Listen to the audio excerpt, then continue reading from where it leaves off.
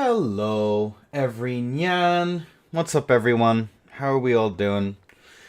Good evening, good afternoon, good morning, I'd say, for some of you. And yeah, exactly, A2, exactly. Juno, Lucy, Gryffindor, Endura, Skyquake, thank you for the follow. Oh my god, Osiris, thank you for the gifted subs. Vexum of Venus, Chris McVera, thank you all for your follows. I appreciate it. Zosie Gang, I see. How are we all doing? Shitter, Ethan.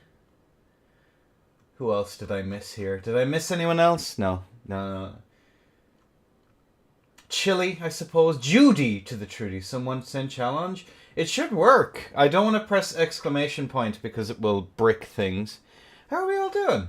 So we're just a little bit behind. We have some nice little matches to get on with here, ladies and gentlemen. Starting off, of course, with Axie and Misha. We just at the players real quick. I was ending up playing a little bit too much Space Marine today. You hate to see it. So Axie and at Misha. We are up nerds. Alright. Osiris, but yes, thank you, Osiris. I really do appreciate your absolute generosity for the community, those gifted subs. Space Marine, let's go. Dude, it's so fucking good.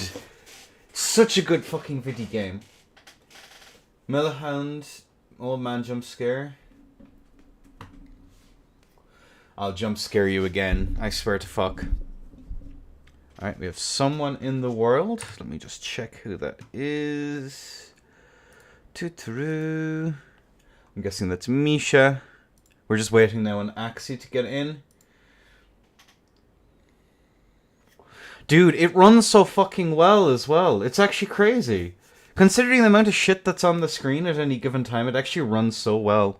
But either way, Elden Ring. We're stuck here for the next 3 hours of our lives. I'd imagine that that's how long it's going to take. Just waiting now for Axie. It actually runs pretty well. There's been like some minor frame drops and stuff like that, but considering how it launched, I'm actually shocked, Crab. Puts other games on PC to shame. My Arena. I'm stuck here until the next game releases. Just wanted to stop by and show some support before I pass out. Get some rest, brother. Yeah, we're just waiting on Axie. But yeah, a special thank you as well to Axie for doing the absolute, for getting den maps and all that stuff. And same with the Seamless crew. Those people deserve a fucking medal. An absolute fucking medal. What happened? What do you mean what happened? I'm just waiting on Axie to get in. Hi, Chili. Did stream die again? No, it didn't. It's all good. But yeah, how are you feeling about the patch, folks? What's the diagnosis, Doc? Will Elden Ring play the violin again? It's Axie. Nice. Alright, cool beans. We have our players in the house. Look at them there. That's so cool. Sounds fun so far. Casters still isn't viable. That's my diagnosis. What her band? Literally, Flaming Strike, Sword Dance are flat banned. Did you not read the rules? Carry and Retail I got rid of because people are complaining. So I don't know who these ERPVP people are. I think they're assholes, bare bones. But anyway, ladies and gentlemen, we have both of our contestants in and ready to go. I didn't know I'm in. Didn't you ask to join? I've been pinging the group and stuff. Either way, who cares? Good afternoon. Alright, I said. Oh. I'm stupid. Did I miss you not joining? Well, enjoy the round robin bracket, I guess. Jesus. Oopsies. Oh well. Either way, ladies and gentlemen, we have both of our players in. Oh god, held against their will is Axie versus Misha, the cook in question. ladies and gents. A 3 and a 2 and a 1. Allez. The bolts are out, the physics are drunk, and the beast claws are going absolutely ham as the Oh, the cook. Oh, the cook. Interesting cook, no less, as Misha's taken a little bit of damage right off the bat. The R2s are going to be very difficult to connect on this latency, as we are going to see now both players getting up to some shenanigans. Oh, the weed cutter tries to come out, but the wild strikes into that trade. Not necessarily in the favor of Axie, but Misha is setting up that determination. Oh me, oh my. Not determination, sorry, the block thing. Oh, but the Sword of Night and the tracking is going to be a little bit goofy. Oopsie daisies. As we are going to see now, both players forced into this long neutral. Oh, and the shield. Uh-oh. Uh-oh. Uh-oh. Mid shield being good may have exposed some shenanigans as a jump R2 comes over the top there on the side of the two-handed halberd. We are going to see some resets, but the pots are coming out. The large pots, as Axie is going to get Earthsteeled just a little bit, as we are going to see both players now chilling out. We do see the Earthsteel come out there, actually managed to connect there once more, as Axie is in a spot of bother. And this is going to be the first point to Misha. Oh me, oh my. Oh me, oh my. Control 1. Here we go. Pot, pot, pot. Indeed, indeed.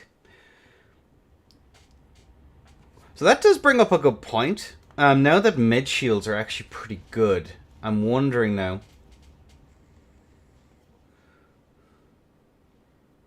This is going to be a Faith build. Oh, let me actually just take a look and see what builds it is. It is going to be Faith.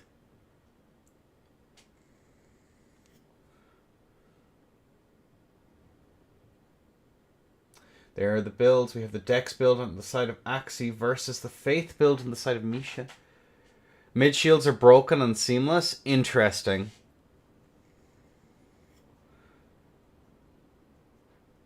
Yeah, for sure. The deflect works on light weapons, correct, Axie? I do find it funny that now that shields are starting to be used on PC a little bit more, we're starting to figure out why seamless is a problem. Pretty cringe, but I have heard tellings, I have heard whispers. The days of den maps and seamless are coming to an end. Soon shall be the age of the orc. Ban shields IMO? I'm not actually sure what to do with them. I'm not sure if it's a den maps bug or if it's a... Good afternoon. H, Amelia. Let's go. Indeed. So we have the first kind of interesting thing is that med shields are kind of good. PSSS weren't bouncing yesterday, even though they were before. Interesting. Build changes are permitted, ladies and gentlemen. Axie, obviously there's been a bit of a kerfuffle. If you do need to drop or anything like that, or if this really doesn't suit you, I'd be more than happy to figure out what was what. I was here the day. Alright, we have the swaps over. Just as a heads up, Axie, apparently if there's been a boo-boo, I completely understand. My apologies. But there have been pings in the server, so you could have made things clear. But if not, it's all good. Either way, ladies and gentlemen, we do have both of our contestants in. Misha 1, Axie not. Oh.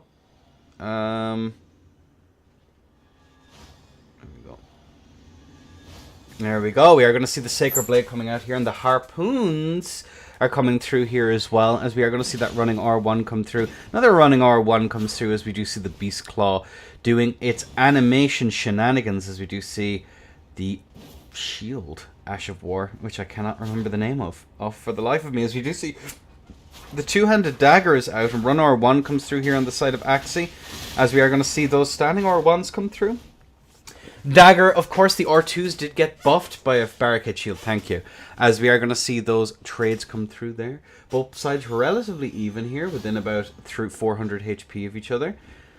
And we are going to see that swap over onto the off rack as we do see these trades come through with the Erd Steel Dagger, as we do see the L1. There the trade comes through, but that Erd Steel is going to go to absolute town. And that thing, an old poke cook from yesteryear. I can't remember the exact patch. Owie. But yeah, Erd Steel is nasty. That thing does damage. And now with its extra buff on that R2, it is lethal. Absolutely lethal. 2-0. S. Nice. And obviously, so the way that the Erd Steel build more or less works is that it requires Poise Chip to get those R2s out nice and quick and to guarantee a Poise Break. So you Poise Chip with your offhand. In this case, the Beast Claw isn't a terrible idea. But the R2 then will guarantee the Poise Break of the second. And it is what we call in the business very nasty. Both players are ready. We have both of them in their respective areas. Boom. Oh, okay, we're all good. And there you go. That is going to be both of our players going for their buffs. We do see the Sacred Blade there, but it did desync. I think we should ban Sacred Blade personally. As we are going to see Axie rocking that Shamshir, trying desperately to get in. And look at that there. The backswing is not going to break as we do see a run R1 come through. Another run R1 into the attempt at getting that parry there, but it did not unfortunately work.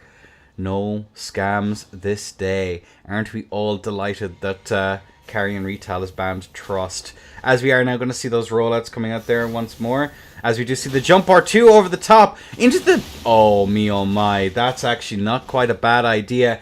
As the Stone Club is out having that very fast recovery. And also having that ability to trade on reaction. But there are some Ash of War shenanigans as Axie is forced back in away. As the Sacred Blade is going to ring past Neo from the Matrix Memento there, as we are going to see Axie dodge that as we set into this long neutral. Axie trying to figure out how best to come through here. But look at that. The Prio machine that is the Axe. The Stone Club, sorry, excuse me. The Stone Club just going absolutely ham. As you do see that attempt to R2 there, but unfortunately Misha is nowhere to be found as we do see another Sacred Blade ring out there once more. And there you go.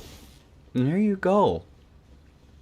Both players trying desperately to find a way in as the animations coming out there from Keela, but Misha has taken a little bit of damage. As we do see the pot getting interrupted. Oh no. Unfork bestie as Axie's going for that harpoon, and there she blows. But it's not there. Goes for that jump over the top there. When the armor is hyper, Misha is forced to try and disengage just a little bit as another harpoon rings past, but the pest threads making an absolute pest of themselves as the rolls come through into a rolling R1, which is of course not a terrible idea just in case Misha tries to engage. As we are now going to see that shield is out once more, trying to go for that last hit is the side of Misha, but we do see the roll back out now once more. And I believe this is LGS. An LGS from Kilo here. Could be an awful lot of problems here for Misha. The guard counter is not quite either there. Oh no. A barricaded shield. The R2s. The Erd Steel has this to lose with its unreactables. Oh mio, Misha, can they pull through? No, the dodge. Axie's on death's door, the Stormblade. It's not going to chip though. And there we go. Axie takes the stock by a hair's breadth, going Axie crazy. The comeback is real. Is this the reverse sweep? Holy moly. An Axie dead. Oh! I'm stealing that for next tourney. Powerful stuff. Jesus Christ. Alright. Oh no. That was actually pretty nuts. Yeah, for sure. That could have literally gone either way. Logi? Yeah, I agree, Logi. That was a pretty damn fine fight.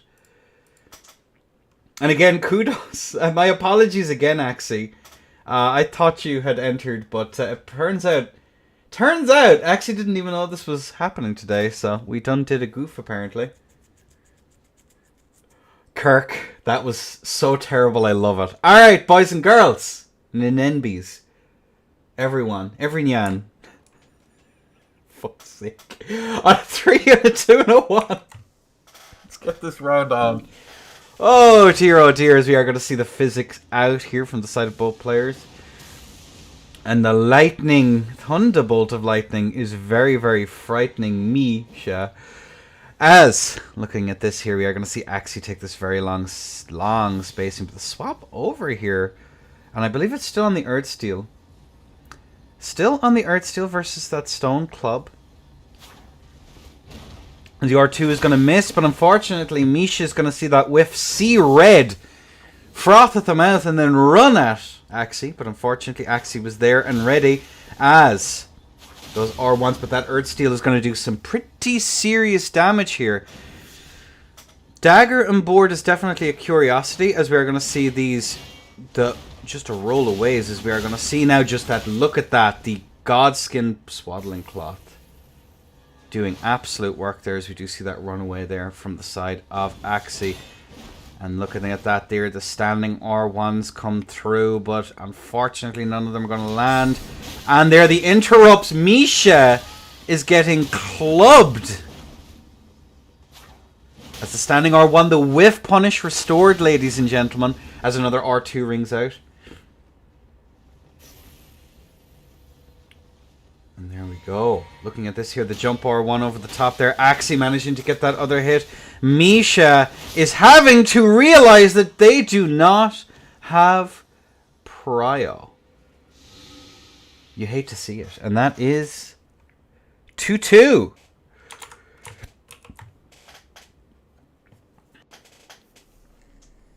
Actually, could use some CR1 mix-ups. That is possible, yeah. That's not out of the question. Not out of the question at all. Keep in mind the latency here is SA into NA West. So double Kali beat debuff. Better player wins. Be nice, Griff. 196 milliseconds. How?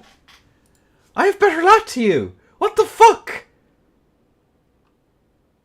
Alright, ladies and gents. On a 3. On a 2. On a 1. Match point. Kaboom, kabam, kaplowy. We are going to see some shenanigans ring out. Getting those Dragon Bolt greases up as we see the CR1 come out there, just to try and maybe play around with it, the cancel windows, just to try and be in a position to actually punish Misha, as we do see a jump R1 over the top. And there we have it. We are going to see those standing R1s. Both players are chilling like villains. Looking for a tasty spot of damage, and we're forced back in now once again. And look at that, the whiff punish restored. Ladies and gents, as we are going to see now Axie retreat onto the rack. One more turn on the rack as the follow-up R1 into the weed cutter. Misha is not looking too hot right now, as we are going to see Axie there deftly roll around. Oh, now a roll around goes through there. As we are going to see Axie now stuck in the corner.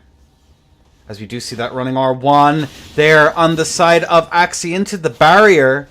Goes for a run R2. It is not, unfortunately, going to connect. As we do see those whiffs come through. Not going to be punished, though, as the barricade shield is out now once again. As the back onto the stone club we go. 'Tis clubbing time. I like when Axie said, it's time for clubbing. And then they went and clubbed for a bit. Which I think is very, very pro. As we see this very long neutral develop here. Standing R1, a running attack actually lands. As another run R1. And look at that, we see even more damage on the board. As we see Misha trying to claw this victory back. But look at that, the recovery on the dagger is a little bit silly, goofy, haha. Oh, me oh my. As we are now going to see from both players now, going looking for their opportunities. As we do see the runner ones come through. And there we go. As we see both players chilling out in a long neutral. Axie looking for that way to get in. And that is going to be the tier gone. And the CR1 into a follow-up R1. Misha is very, very low. And unfortunately, with the setup that they have, the follow-up R1s come through. And no, it's just to clear up for everyone. So there are some misconceptions, and that is the match. First round of our round robin for the beginners bracket is going to be a 2-3 in the favor of Axie, who didn't even know they were supposed to be here. Literally. A I'm not even supposed to be here moment. Any Clerks fans? But no, just to clarify for people what the notion is. These are beginners brackets, and so because it's quite difficult to fill a regular bracket, then we basically have to go cross-region because, again, the competitive scene is quite small. So we are forced to use cross-region for these tournaments, which is just how it be. But for money matches and more try-hard brackets, like this weekend on Sunday, we have the $200 Beginners Winners Invitational for NA. So those events are all region locked. Don't worry, I do know what I'm doing. Fix no tally. Alright, let me grab our next couple of players. Maxim. And, who's the other one? Let's have a look here. Owen.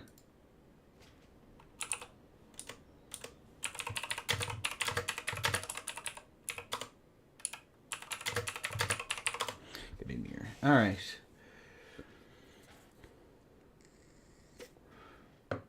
I like it that way, real and true. Let's just take another quick peek at the stats here that we had going on before our players rejoin the world.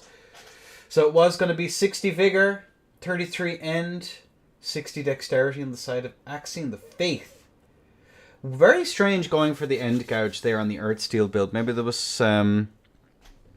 Oh, it does seem as up... And P... And P... And P... And P... And P... Alright, change of plan is going to be, who is up now? Number 3, Bale Hater. And so it's going to be Zozie versus A2 next. A2.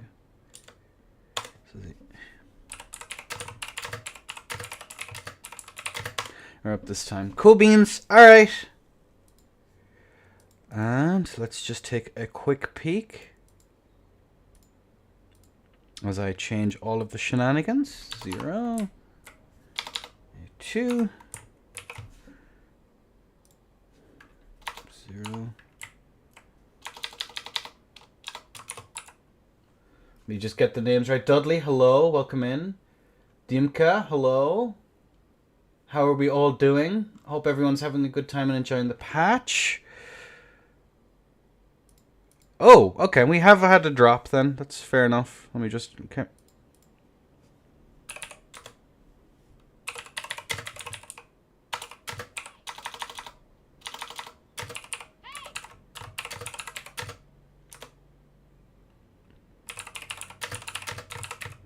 I love admin!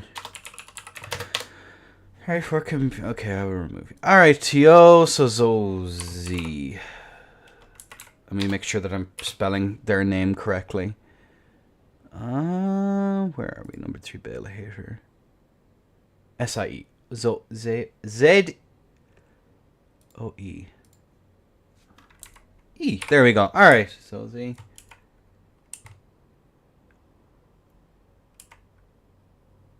Alright, there we go. That's close enough.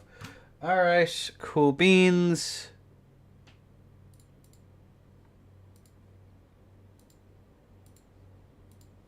A2, Control S, neat. Alright, looking at this here, let me make sure that the builds are correct, folks. Sorry now, there's some admin shenanigans going on underneath the hood. Bale Hater. So it's A2 is going to be Lady VV versus Bale Hater. These are the builds. So we do have that... Oh god, A2.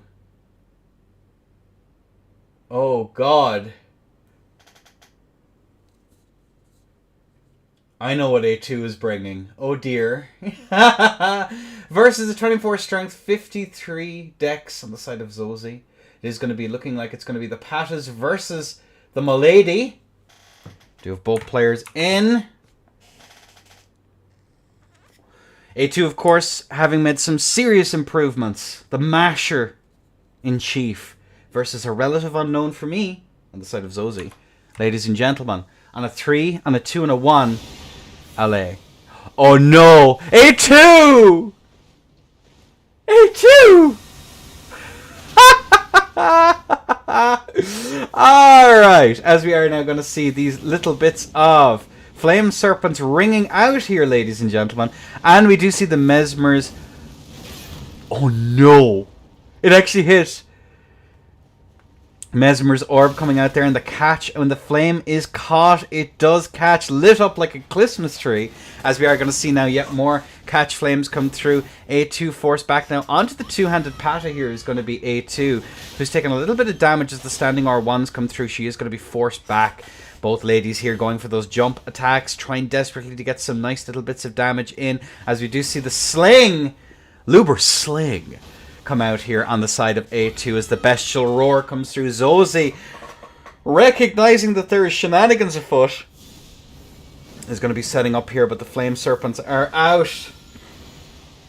My god, there ain't no way! Millennia's! The Blossom! There ain't no way! As A2 now is going to be firing out these flame serpents here, trying to keep Zozie on her toes. Zozie not quite sure. And this is one of those modern matchups that you really have to be aware of. A2 takes the first stock. Holy moly. Alakite of Lucy. A fangirl, if you will.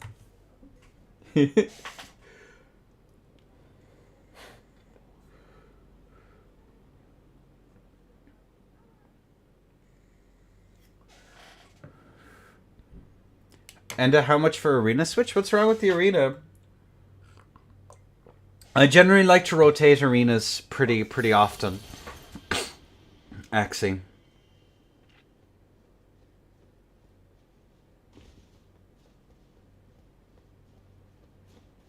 Alright, there we have it. We have the souls collected, folks. A2 at 1, Zozie not. As we are now going to crack on with this. And ladies and gents, on a 3, on a 2, on a 1. LA. As we are going to have the physics out, but that is going to be an immediate punish right off the bat. But the light of Mikola shines upon thee as that jump R2 comes through. And now there we go. Zozie having to take a little bit of damage there for those exchanges as the Flame Serpent is going to ring through. And looking at this here, we are going to see those little bits of damage. But the Patta, the Cypher Patta, not the real one, as we are going to say, those little bits of damage as the flame orbs are going to come out, as we do see Mesmer's orb come through there, and no damage at all comes through, as we are going to see an empty jump there into a standing R1, actually clipping A2, but the bestial roar there keeping A2 honest all the way around. Having that ranged option against a mage is very, very important, having the ability to punish, but we do see the swap over onto the lightsabers.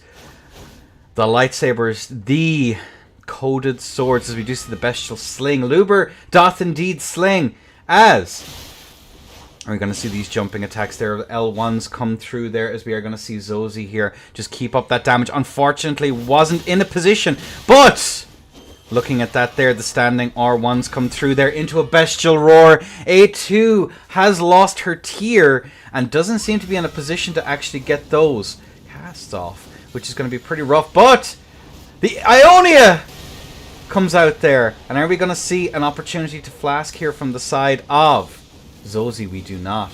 As looking at this here, we are going to see the Flame Serpent into the Flame Orb. Oh my god, actually manages to roll out of it there into the jump R1. Zosie has figured it out. The data has been downloaded. And A2 has been sent into an early grave. That is going to be 1-1. There we go.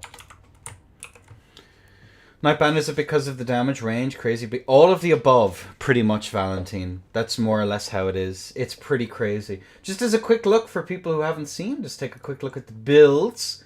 It is going to be that 58 Vigor from the side of A2, 11 Strength, 17 End, and the Faith of 71 versus Zosie, who is in the 60 Vig, 32 Endurance, 24 Strength, and 53 Dex.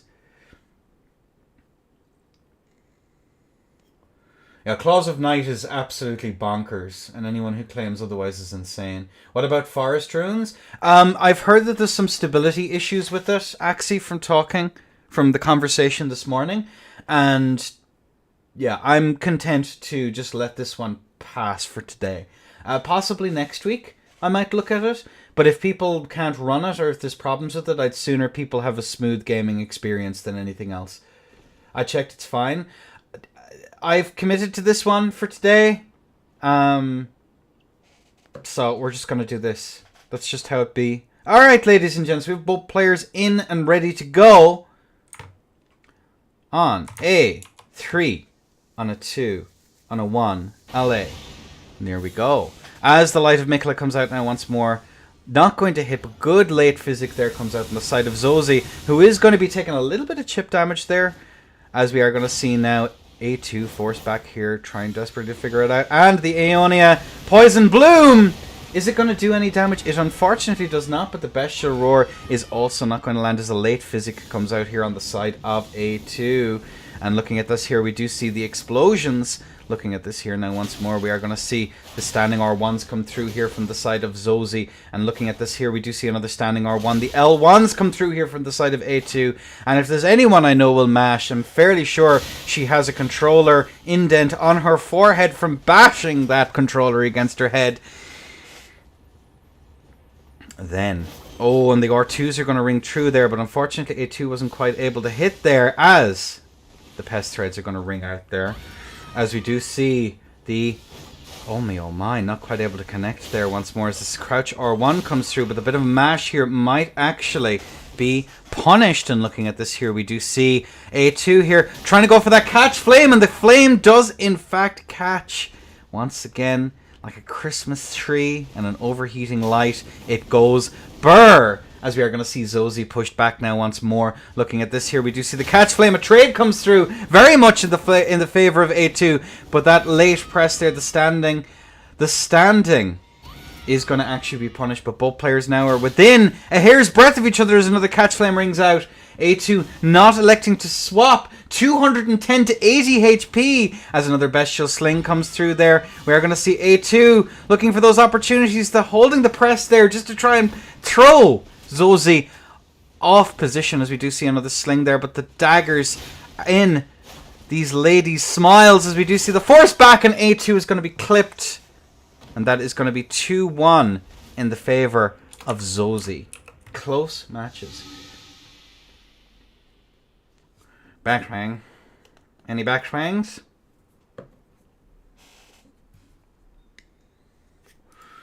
Who's cooking? Everyone is cooking. That's just how it be these days. But yeah, actually, I'm perfectly okay with certain arenas being advantageous to certain playstyle. Gonna swap real quick? Yeah, take your time. Build swaps are permitted. Just don't take too long, please and thank you.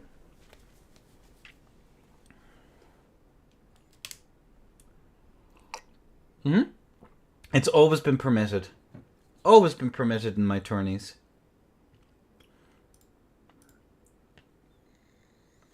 I just ask that people don't take too long. That's all. If you start wasting time, I might start introducing a card system. Get my side playing. Yo, real and true. But again, remember, ladies and gentlemen, this is round robin, so everyone does have an opportunity to have multiple fights. I will have to mark it in the favor of Owen. Submit scores. While I'm just waiting for this, one of the players did unfortunately have to drop. So it's going to be A2. Scores. A2, Maxim.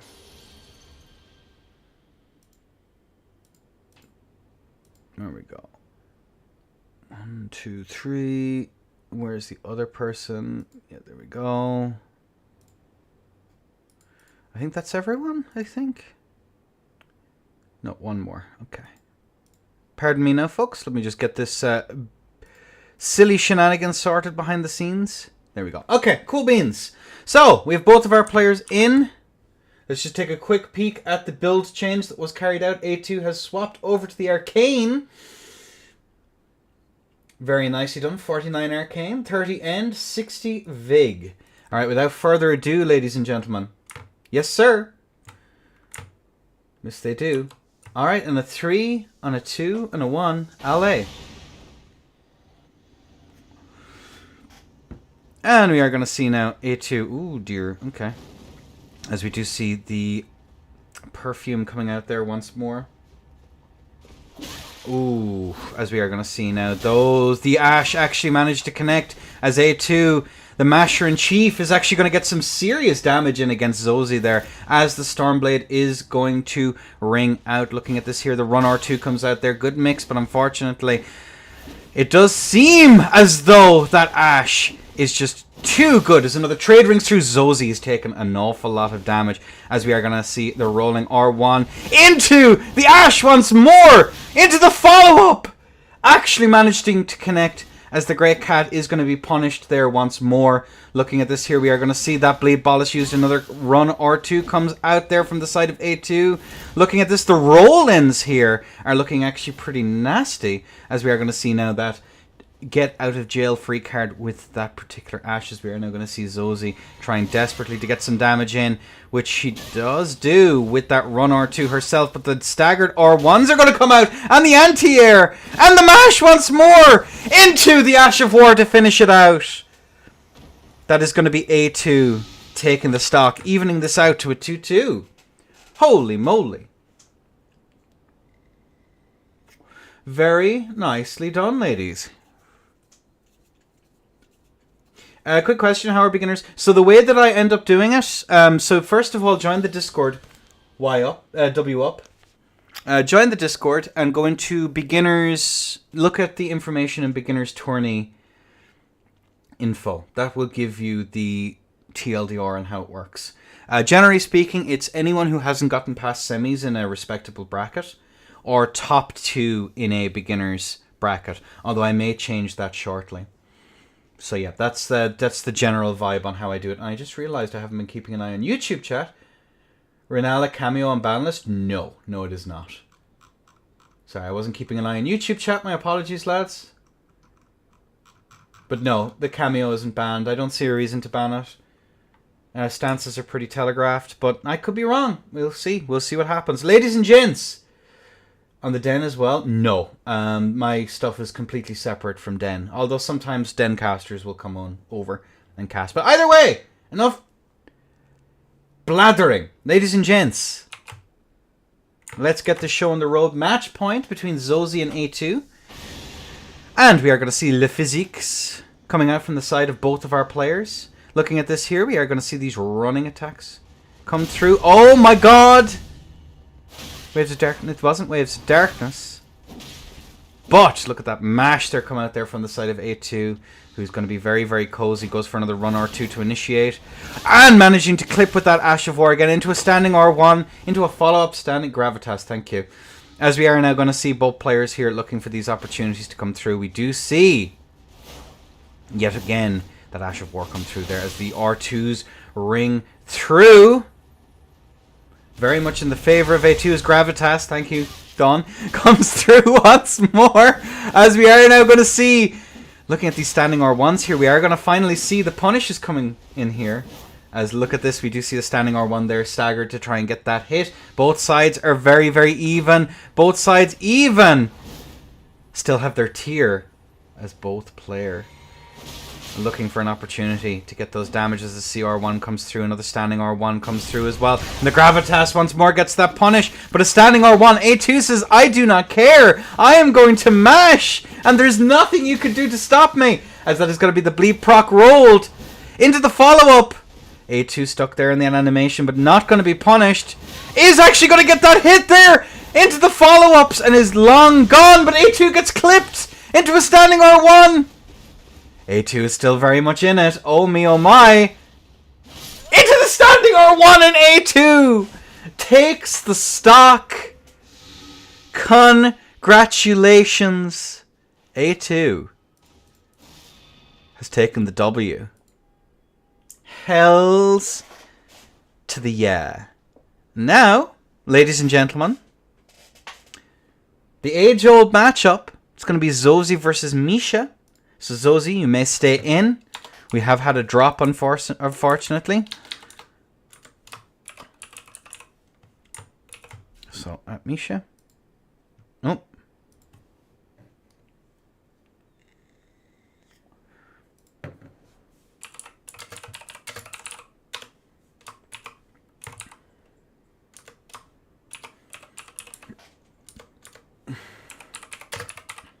Are up, but yes.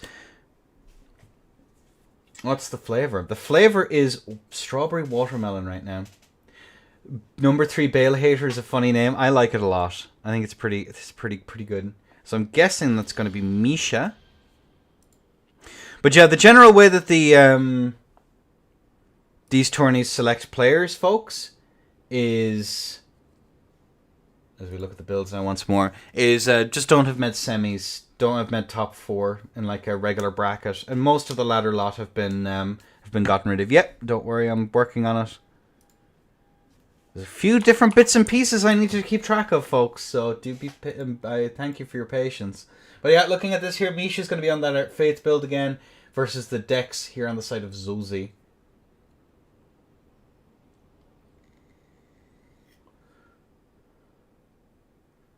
Minimum to reset point gotten rid of. Good catch, Lucy. All right, ladies and gentlemen, they were taken out back. All right, ladies and gents, Misha versus Zozy. Misha in blue, Zozy in red. On a 3 and a 2 and a 1. Allez! As we are going to see the little bit of fire coming out there from the side of Misha just to get an early punish. Looking at this here, the Sacred Blade is going to be out now as well. As we are going to see now that shield doing shenanigans with the kick. Oh me, oh my. Interesting that it wasn't able to actually get that. And I honestly think I'll probably be getting rid of that and the barricade shield in future tourneys. I always forget that's allowed. There we go. As the standing R1's looking at this here. Are we going to see the hammer tally from the side of Zozy? The answer is not quite. But look at that. The spinning double slash comes out there and it's not quite able to get in. As we are now going to see this very patient match come in here. As we are going to see these empty jumps here trying desperately.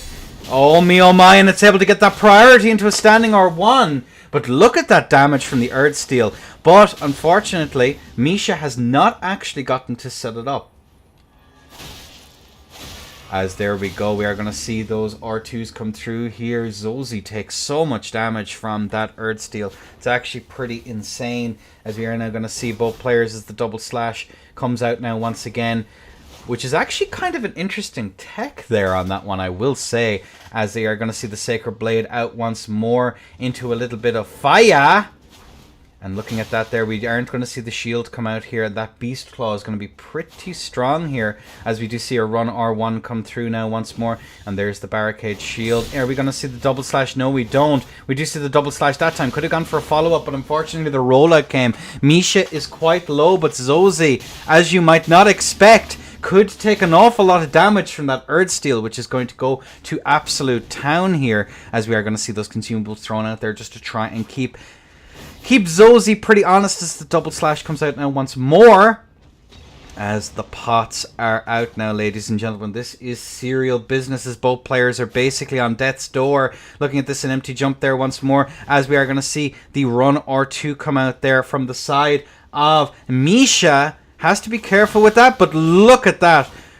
Animations for days. But the dagger, as that is going to be Misha taking the first stock. I do really dig the Erdsteel off Beastclaw. I think it's a really sick little build, personally. That is just me, as I need to fix that real quick. There we go. Very fond of it, actually. The Erdsteel has been something I've been playing around with for quite a while. It was always there on the cusp of being really solid. Obviously, it still struggles into hyper armor with the fact that it plays so heavily off of Poise Chip, which is pretty nasty, as we are going to see some little scampering away there from the side of Zozy. YOLO and two-handed, still with two-handed tally. Two-handed tally is just flat banned on my rule set. I didn't feel like making a freaking million. Looks like a great time for kick Starface. Starface might actually be a good answer, but keep in mind how fast those R2s come out. It's actually kind of interesting. But either way, ladies and gentlemen, we do have both players out and ready to go. As it does seem Zozy's listening. Because again, the reason why Hyper Armor is good into the Erdsteel is for the simple reason that it plays so heavily off on the... it plays so heavily off of getting Poise Chip. I can understand why a Grey Dawn, just as like a general vibe, why they wouldn't ban it, because it does give other setups an opportunity to actually do pretty okay. I personally don't think that matters. I think that the meta still wins regardless. It just wins while taking slightly more damage. As we are going to see now, just these little runaways coming out here from the side of both of our players as a good dead angle comes out there from the side of Zozy, who's going to have to play this very carefully as we see the barricade shield out now once more. Good rollouts there come out on the side of Zozy. As it does look, we are going to see that standing R1. It is not going to land though, unfortunately. You have to play very patiently into these Gugs as we are going to see the Bomba come out just to try and keep everyone nice and honest, as we are going to see some attempts to try and catch out there. Good lap between both of these players. No ghost hits in those exchanges here, as we are going to see a running R1 actually land, and we do see the crowd, the rolling R1 coming out there. Remember, of course, ladies and gents, the rollings are slightly faster than the crouch R1s. We're not seeing good wave dashing here coming out here from the side of Zozy, I say, as a wave dash comes through and we get a little bit of damage. Oh me oh my!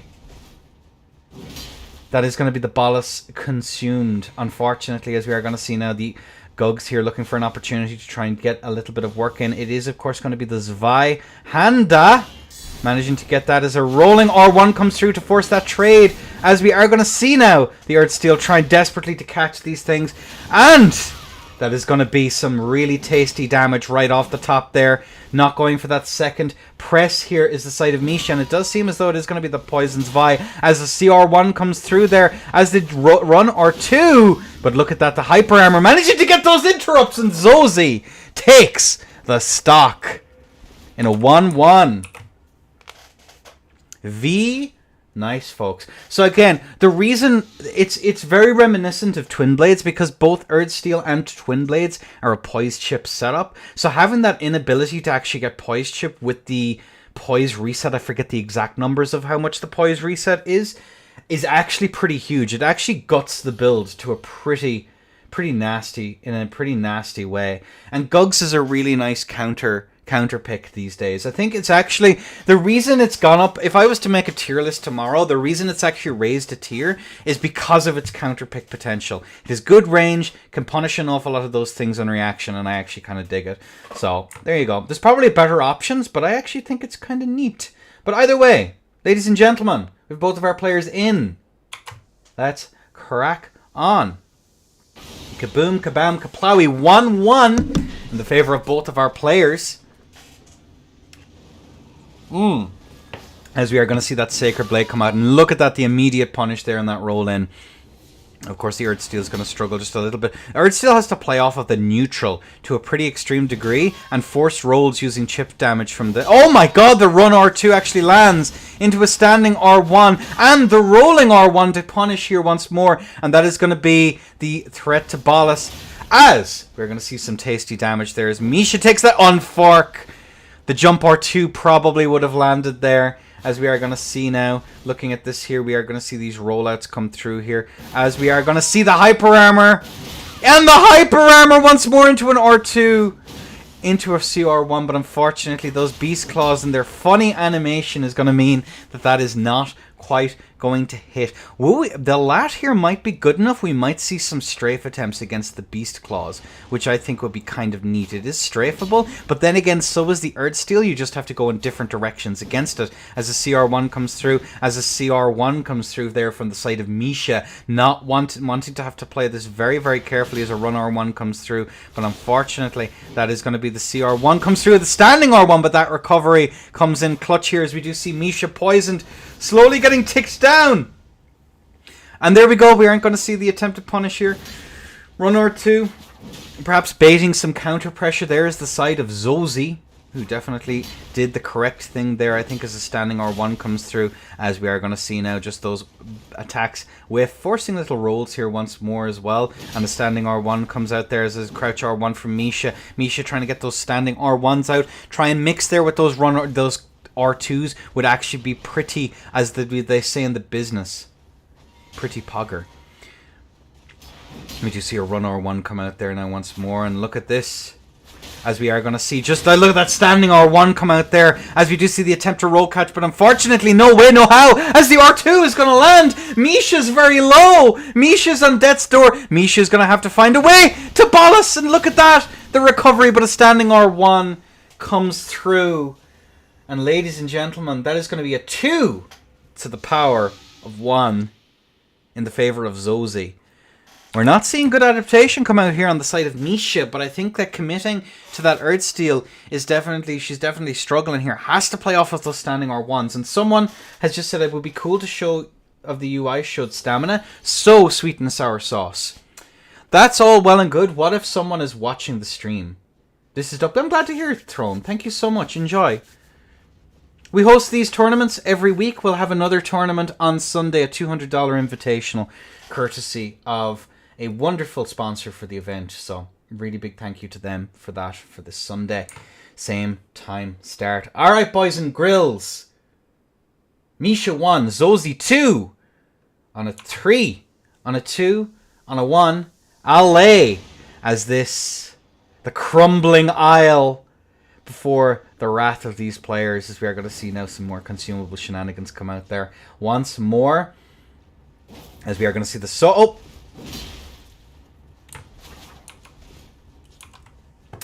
you hate to see it. You hate to see it. We'll let it play out. Sword dance. I forgot. You hate to see it. Again, round robin, Misha. It's all Gucci. All Gucci. That is going to be that round in the favor of Zozy. Very well played to both. Unfortunate there, a little bit of a rules accident there. You hate to see it. Yeah. I may look at adding Sword Dance back in for certain setups at some point, but I'm kind of, there's other more pressing concerns right now. So, that is going to be Zozy taking it at the 3-0 versus the 1 of Misha. You hate to see it. Alright. There we go. Let me just get the next couple of players in. Who is up next? It's going to be Axie versus Owen. Neat.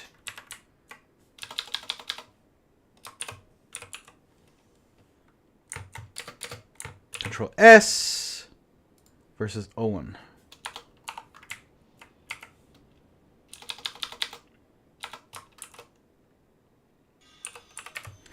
Yes, there we go. Oh, the Earthsteel. Yeah, Earthsteel is pretty nice. Let me have a look here. Spinning Slash might have worked for Misha. Maybe. I'm not sure on the Earthsteel. Possibly. The biggest problem about... let me just actually ping the players.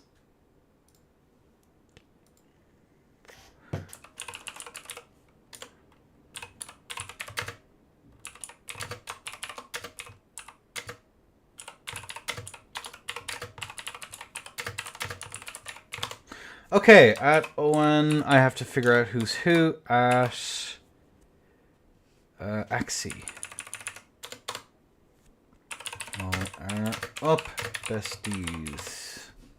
Okay, let's see what we have here. So it is going to be, by the looks of things, Axie, who's in the right place, versus Owen. Owen is still on their way. But yeah, honestly, you have to be careful with overlay stuff like poise numbers and stuff like that, because it could, technically speaking, give people an edge. So I think it's probably safer that we don't have those numbers. I did discuss this with Emilia a while ago. So that was one of the things. I thought more things in the overlay, but it actually makes perfect sense to not to. Obviously, for these tournaments, it might not matter quite so much because there's no prize pool. It's just like bragging rights and getting priority into future events. But I do think that it would be important, as we're going to take just a quick peek at the builds.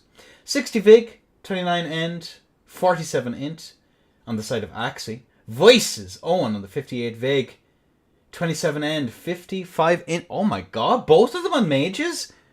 Okay, this hasn't happened before. And ladies and gents, on a 3, on a 2, and a 1. Oopsie daisy. There we go. As a mage duel.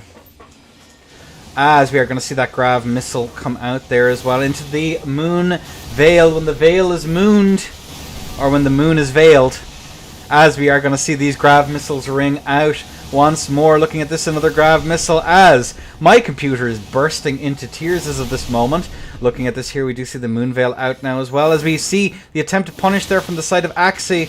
Oh me, oh my, the lap between these players looks like it's pretty nasty, as we are going to see now that moon veil doing a decent amount of work here from half the arena away. Axie's playing a very, very long spacing, as we do see the nail come out. Uh-oh. And that is going to be the big EP coming out here as the moon veil R2 comes out. But look at that there. We're seeing some pretty crazy damage coming out here from across the board, as we are going to see now Axie trying desperately to get in a little bit closer, but Axie's forced back across the arena. No punishment there now once more, as we are going to see that grav missile there in center just to try and hold it up as a star shower comes through. But unfortunately the lock-on was lost, as we do see now both players start showering each other, as the flowing sword is not going to hit, and that's going to be a trade. Owie. Ouch.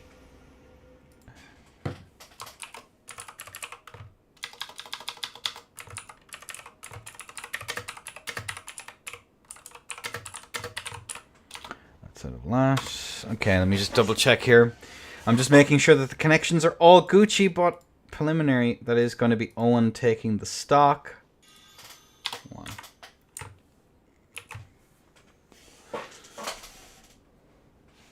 Alright. Just checking with the players that all is good.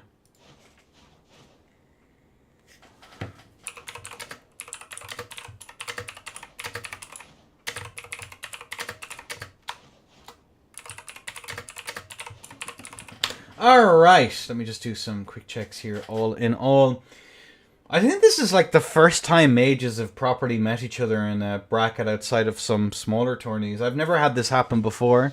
I swear, sweetheart, this has never happened before. Alright, well, neither of the players are complaining that there's any issues, so... I wonder why they picked Flowing over Estelle.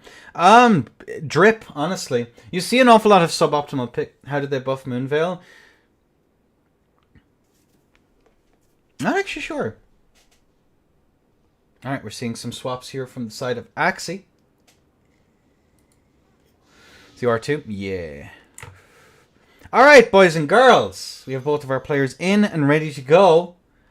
And on a 3... a 2...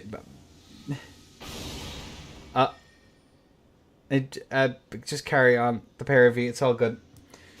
Alright, there we go. So sometimes it does desync, so maybe the players thought it had started, or it's whatever. They're both technically buffed. We'll carry on, as we are going to see that Moonveil now doing a little bit of work. Neither side has managed to get any chips in here, as the Grav Missile is out.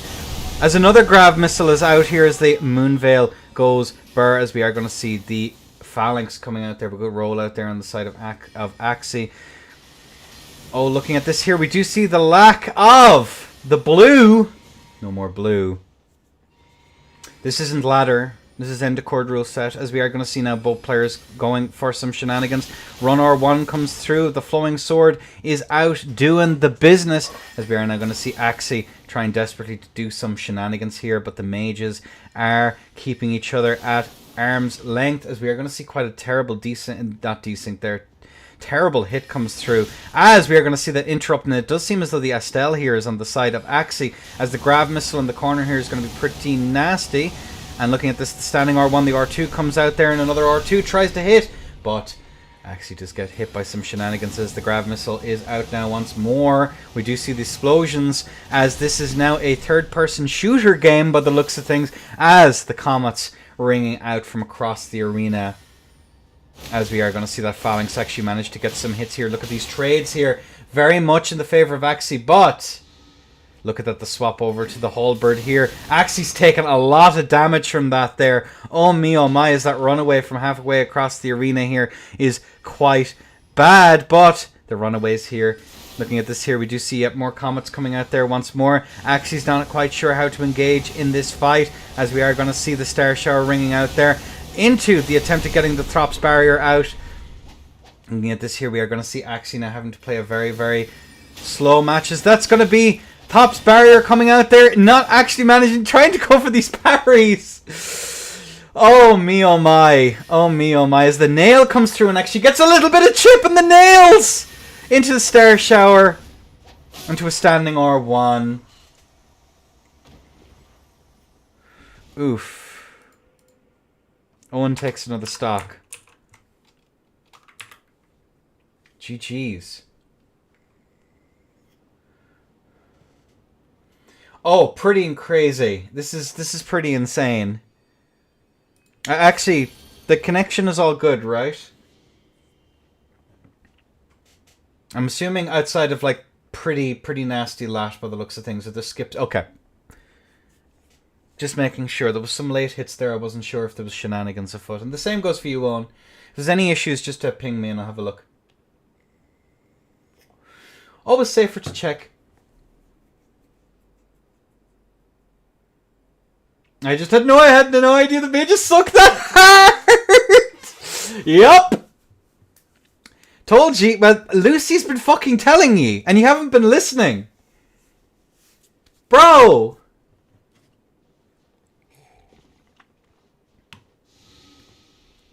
Alright, either way, we have players in. Ladies and gents, on a 3, on a 2, on a 1, LA. Always respect the players who are able to do well with shit.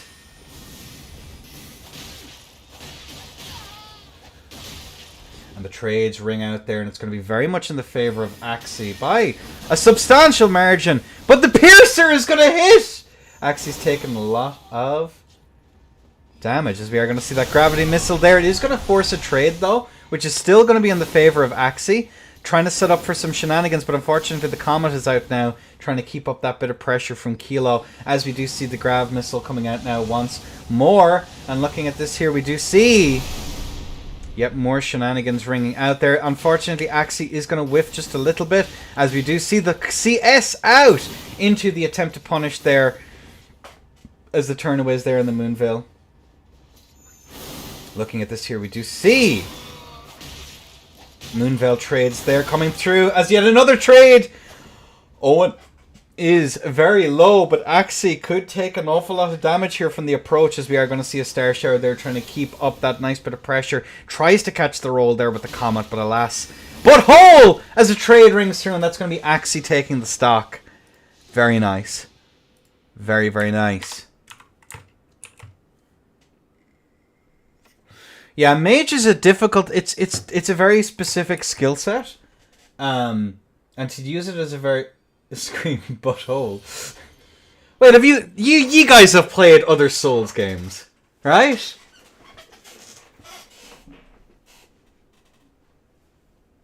Where you see the messages, butthole? No.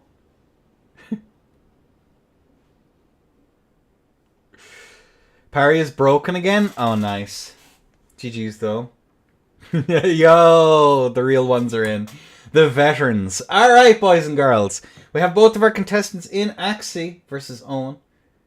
And on a 3, on a 2, on a 1. Allez. as the Star Shower is going to get some tasty damage off the top. As we are going to see now yet more shenanigans ringing through here.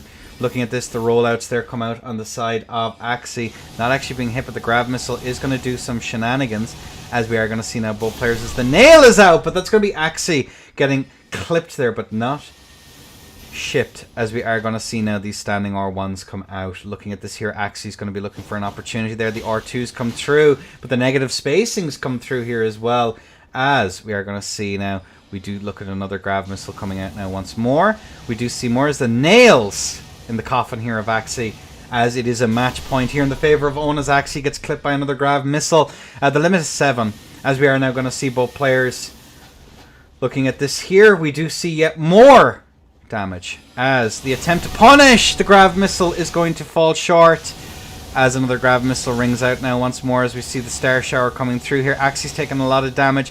Axie not quite sure how to orient themselves here into this. Looking at this here now once more, we are going to see Axie taking a lot of damage. That is going to be the tier gone into, oh, the Rain of Stars.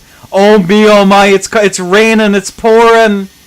The audience is anything but snoring with this absolutely insane match that we're witnessing here as Axie takes yet more damage. Looking at this, the run attack comes through. Looking at this, the Loretta Slash is going to be interrupted!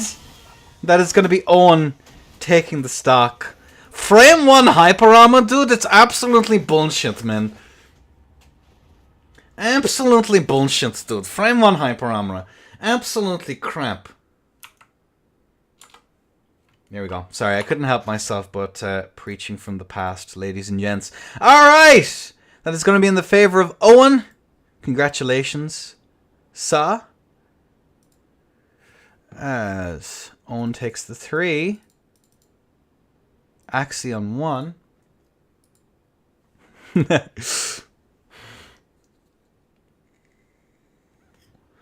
There's no hyper armor net? No, was the hyper armor not interrupted?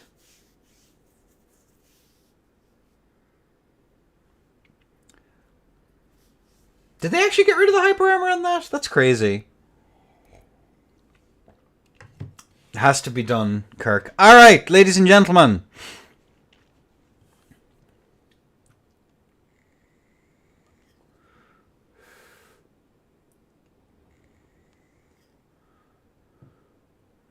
The slash is interrupted 3 times. I think they added it to all Halberson. Okay, okay. Interesting, interesting. Alright, that's news to me. When did they do that? Axie versus A2. Cool.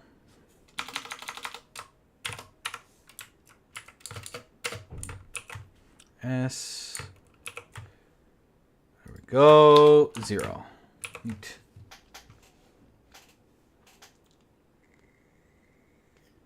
Outside of memes, Loretta Hyper Armor's Flame 13, 1.2 and 1.12. Oh, I was wondering why I didn't see it anymore. Ended the meta slave, only remembering meta setups. You hate to see it. But yeah, this is going to be A2 versus Axie.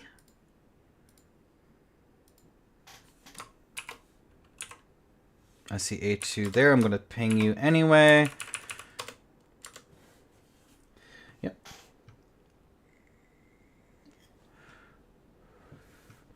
Yeah. All right, wasn't aware they changed that. Storm Stomp is still busted though.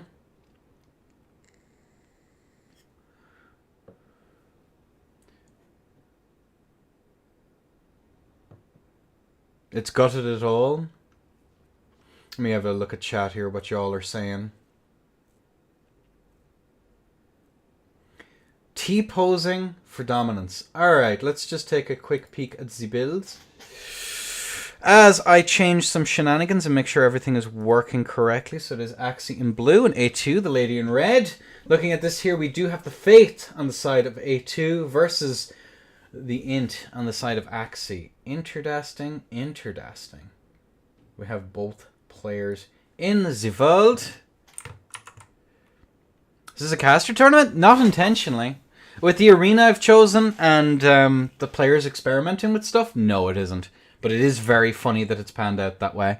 Alright, boys and grills. Axie in blue. A2, the lady in red. On a 3, and a 2, and a 1. go, as we do see the immediate punishes there coming out of the side of A2. And the explosions slowly but surely trying to catch up as A2 is going to physic quite late. She is going to be forced back here as Axie is going to try and get those punishes, looking at those catch flames. And lit up like a Christmas tree there is going to be A2, as we are going to be Axie, sorry, the A's.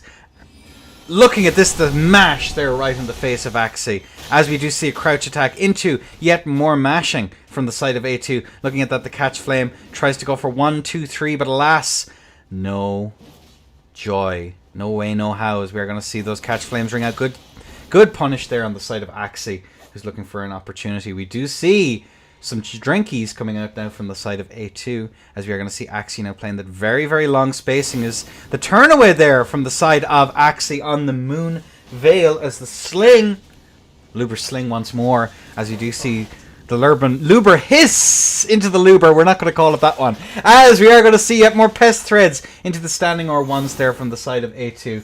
A2 here dodging all of these attacks, but unfortunately triple tap just to make sure here from the side of Axie, as we are going to see now the magic missile coming out there, as we see the mash from the side of A2 evening this one out slowly but surely as the flame serpent comes out now as well, just getting that extra little bit of damage as another flame serpent rings out, but A2 too close to the magical missile as the catch flame Luber flame, as we are now going to see A2 take stock.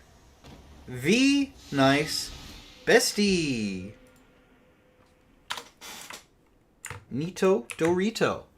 A2 takes a stock. So no, this isn't a mage tournament. You can check out the rules by exclamation pointing, or looking at the pinned comment above, or for YouTube chat, you can go check out.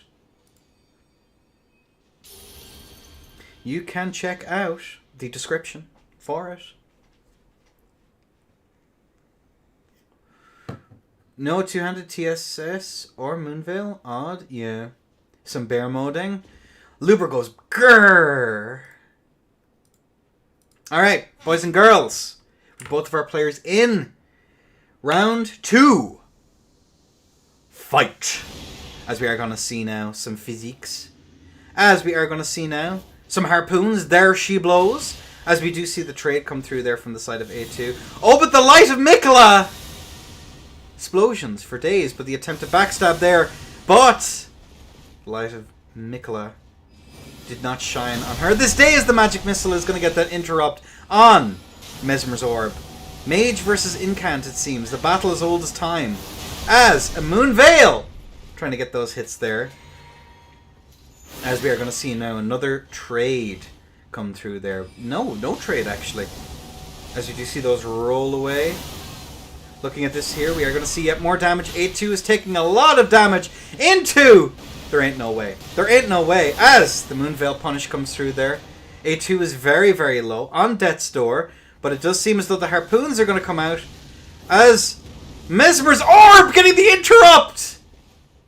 A2 is still very much in the fight as she takes a harpoon to the face. There she blows as the slings ring out there and the dagger just to try and get those interrupts here, as we are going to see the physics, not the physics, sorry, the blue, bit of blue, but the orb is going to get that interrupt. A2 is on death's door! And the little sparkly bits are going to connect. And that's another round.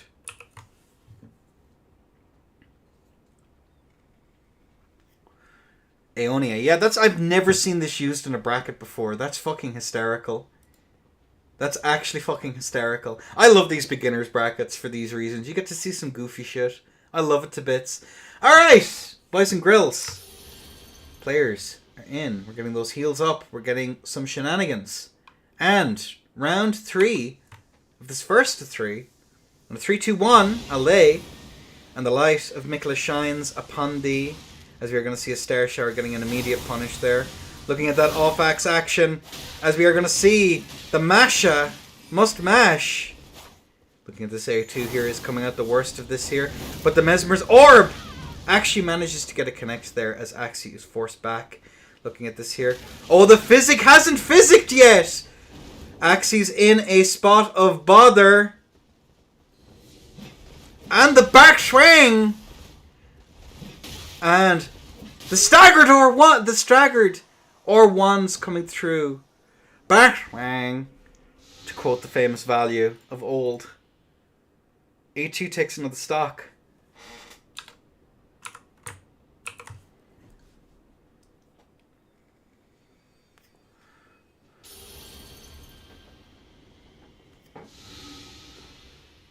Staggered R1s, yes. As there we have it, we have both of our players in and ready to go. Alright. On a 3, on a 2, on a 1. Allez! I'm looking at here. As we are going to see some nice damage there come out now. Looking at the Moonveil, doing Moonveil shenanigans as the Aeonia comes out, but unfortunately the magic missile is going to swing a little bit wide. A2 skedaddling over to the far side of the arena. Looking at this here, we see yet another little bit of chip coming through there. As Mesmer's Orb comes out now once more, but it is going to be punished there by Axie. A2 has to be very, very careful about going for those presses because the recovery is so long. And looking at this here, we are going to see some more blue consumed. Looking at this here, we are going to see the Glintstone Craps come out. Magic Missile comes out there. The Grav Missile, sorry, comes out now once more. As we are going to see the flame being caught, but it is not going to catch anything. A2 in shambles right now as the light of Mikla shines so brightly upon you. As we are going to see these rollouts come through there. Axie, good rollouts there, and the follow-ups now once more. As we are going to see a light of Mikla come through again. Axie! Actually managing to land the end of that gravitational missile there once more. As we are going to see the backswing into a standing R1. And the Moonveil takes the W. But yeah, the beginner's brackets are always so much more fun for a whole variety of reasons. People feel an awful lot safer to try other stuff. Alright. It's scything time! And then she said she got back up and said it's scything time, and then she scythed everywhere. 2-2! As we're now going to see just a very quick build change here from the side of A2. Looking at this now once more. Ignore the funnies. But it is going to be 58 Vig and the 71 Faith.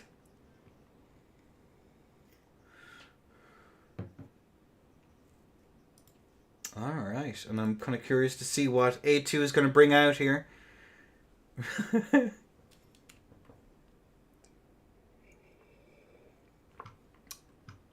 Yeah, the players in these beginners brackets are much more happy.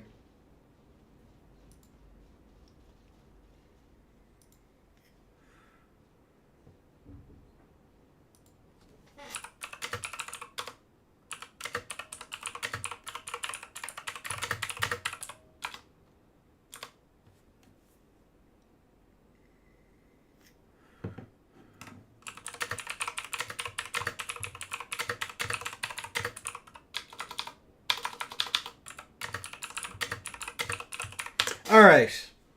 Admin. A2 has more faith and A2 has more intelligence, it seems! Oh no!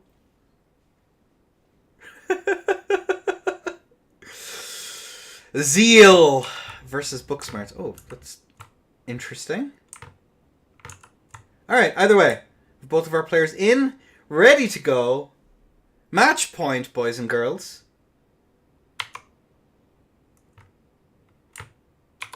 On a 3, on a 2, on a 1. Allez! As we are going to see now both of our players setting up for some shenanigans as the trade rings through there. But A2 says, nah, I mash him. Alright, the standing R1s. And looking at this here, we see another run R1 coming out now once more. Another run R1 coming out now once more. A2 here in a spot of bother as we see a standing R1. And looking at this here, we do see the interrupt on the Grav Missile, which is of course huge. Axie not being given the space he needs to try and get those setups. But we do see just a little bit of a random poise event as we are going to see the Mashers will mash as we see another standing R1 now. Good roll out there from the side of A2. And the interrupt coming through A2 here doing a great job of preventing Axie from playing their game. As we get the other interrupt on the Grav missile. And looking at this now once more, Axie trying to set up for these Moonveil trades as a Halberd is now out into the full Ash. There's the side of A2. Axie forced now back into the far corner as we see a standing R1 managing to tank that S-Stock hit. I believe that was a super armor memento, a super duper armor memento, as we do see a follow-up R1 there just to try and catch the counter pressure there from the side of Axie, as we see another standing R1 come out here. Looking at this now, we see this, we do see a trade come through, and the Torps barrier to try and get the parry, but it does seem as though it's not going to go through.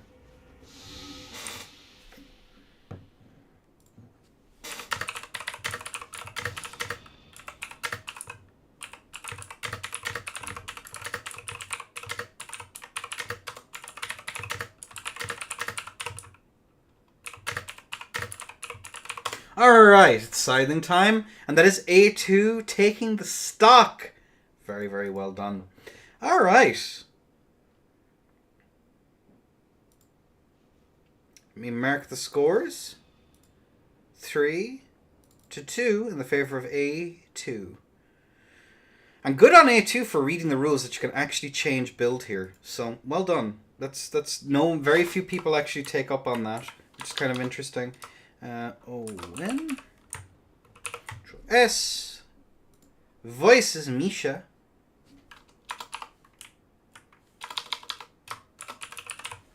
Alright. Decisive victory.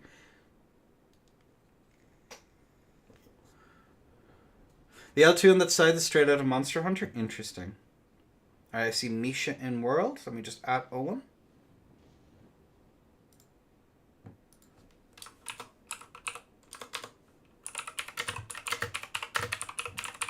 Misha in red, the lady in red once more.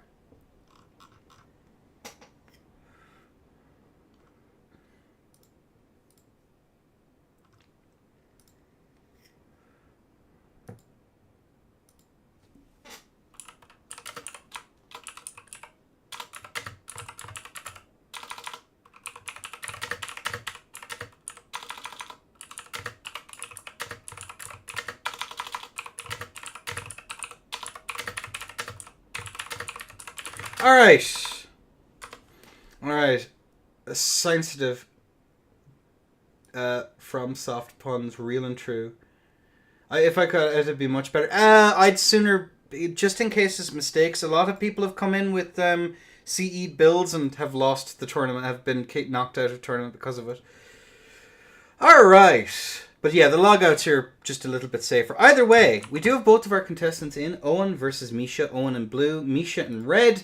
The builds are as follow. 55 Int on the side of Owen. Misha on the 53 Faith on that Erd Steel Shenanigans. Very good showing here for the side of both of our players so far. And on the 3, on the 2, and 1. Allez! Oh my god, that actually hit. What the hell is that called? As the Grav missile is just going to get these little interrupts here as we do see some more shenanigans showing up there. And there we go. Into the R1s. The trades coming through here. And look at this. Owen is getting absolutely melted. Oh, the EP! Misha got slept. Sigma stones, yeah. Real and true. As the stones on this man, able to get these off. As we are going to see the L1 almost able to get that roll off. Tried to go for the follow-up. As we do see the Godskin, the Whitnick tally, coming in clutch. As we are going to see Misha here, afraid of the big EP. NyQuil, just 2. Into a loading screen for Owen. Nicely done. Misha. It might be time to learn the spells. It's looking like it actually might be the time to see it. Blades of Stones, thank you, Hobo. I think I'll just say the stones on this player. I think is just generally a bit... dagger, also dagger off beast claw is actually pretty good. Yeah, I agree. I think it's a really nice setup. I played it just after the patch, and I thought it was kind of interesting. Off beast claw has some interesting recoveries, and now with the faster dagger, it might actually be a really good means of doing it, along with the strange animations. I really dig the setup, even if I'm dog water at it. But enough complaining about my skill issuing. Ladies and gentlemen, on a 3, on a 2, on a 1, allez. Misha, the lady in red, and 1, Owen. Be blue no more. Not. Alright, and looking at this here, we are going to see the daggers out. Just the little knives, as we are going to see some. R2 here, swapping onto Estelle's wings. As we try and get those catches there. Misha forcing a roll out there once more. As we see the fully charged come out there on the side of the wings of Estelle. Fly, fly, fly, my little starling, he says, as the piercer is going to whiff. Unfortunately, Misha's taken an awful lot of damage here. Not setting up for anything as the stones come through here. Misha managing to get some very nice damage. Trying to get that, but unfortunately, whiff punish has been restored. But look at that, the damage there on that Erd Steel. Absolutely terrifying. As we are going to see those interrupts come through. Misha managing to just deftly avoid that. As we are going to see the Erd Steel continuing to do that damage here. Keeping up that pressure as the R2s are going to whiff here from the Stells. Looking at this here, both players having to play it very, very carefully. As we do see the Whitnick tally continuing to get that value up. Godskin and the R2 comes through there. Unfortunately, up against the corner. Misha taking a little bit more damage. Are we going to see a Sacred Blade here? A Sacred Blade here would be absolutely huge. As the second one is going to connect, tying it up. Those R2s are vicious here on the side of Owen. I think the most solid mage play I have ever seen in DS3 had to have been Lucy in late 3, managing to actually hold her own in a bunch of tournaments. I think there's still footage out there, isn't there, Lucy? Of what you were able to do with mage? Particularly pyros. In a game that didn't suit it. I think you're the only one who I've ever seen actually do it well. Obviously, we've seen Painted rock around with the Heisel pick shenanigans as well. But either way, with both of our contestants in 1-1, dead even.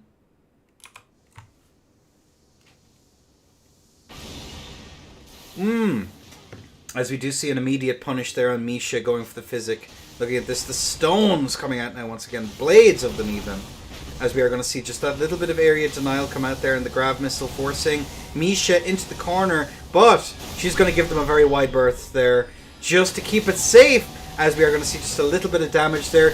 Owen has taken a lot of damage there. And looking at that, the Sacred Blade doing absolutely insane work as the R2s there try and catch once more. Misha trying to set up for yet another Sacred Blade. But unfortunately, that's going to be a lot of chip damage there with those Swift Glintstone shards. In the Beast Claw comes out there into that follow R2. Look at that recovery cancel straight away as we see another Sacred Blade coming out there just to try and get that catch. And looking at that, another L1 is not quite going to be able to hit, as we are going to see the L1 or LR2s coming out now from the side of Misha, trying to get those hits in while she can. But that is going to be the Ash of War coming out there on the side of Misha. Look at winning those trades as well. The damage potential here off of those is absolutely insane, but that R2 is going to connect. Misha trying to get those hits in on Fork. Bestie. The big EP is going to hit! And that is going to be Owen taking another stock. Oh my lord. Owen takes another stock.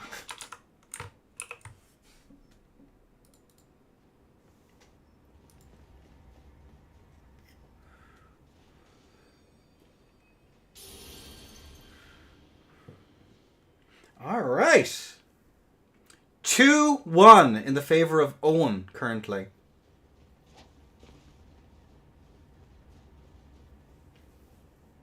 All right, boys and girls.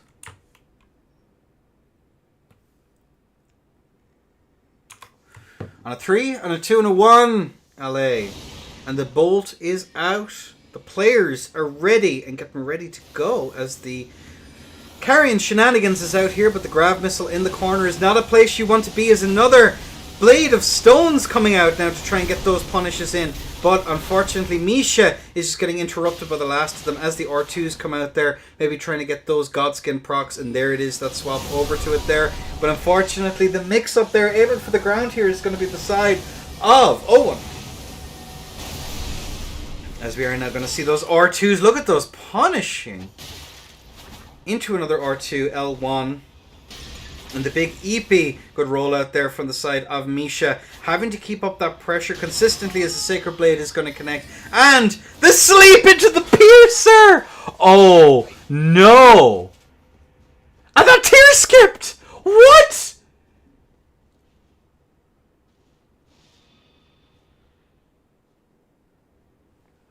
Holy sheesh!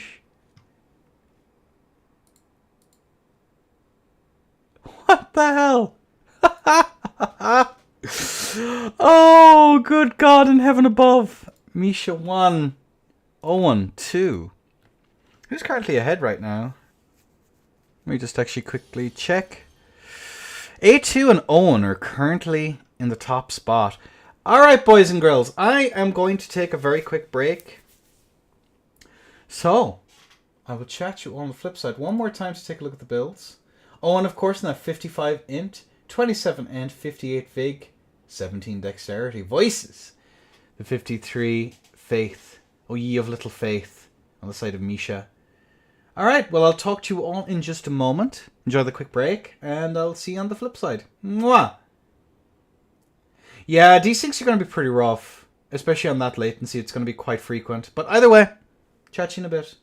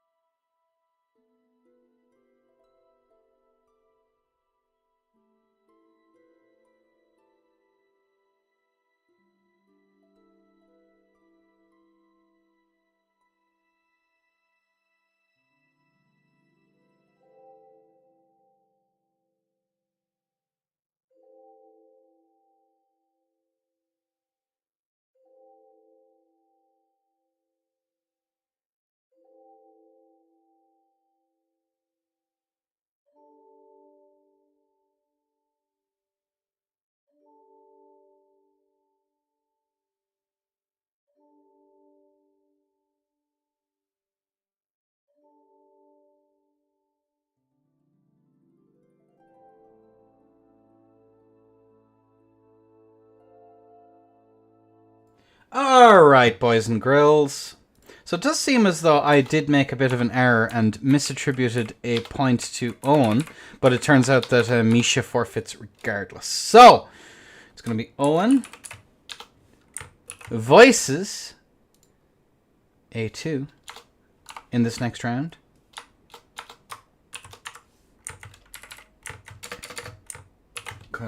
There we go.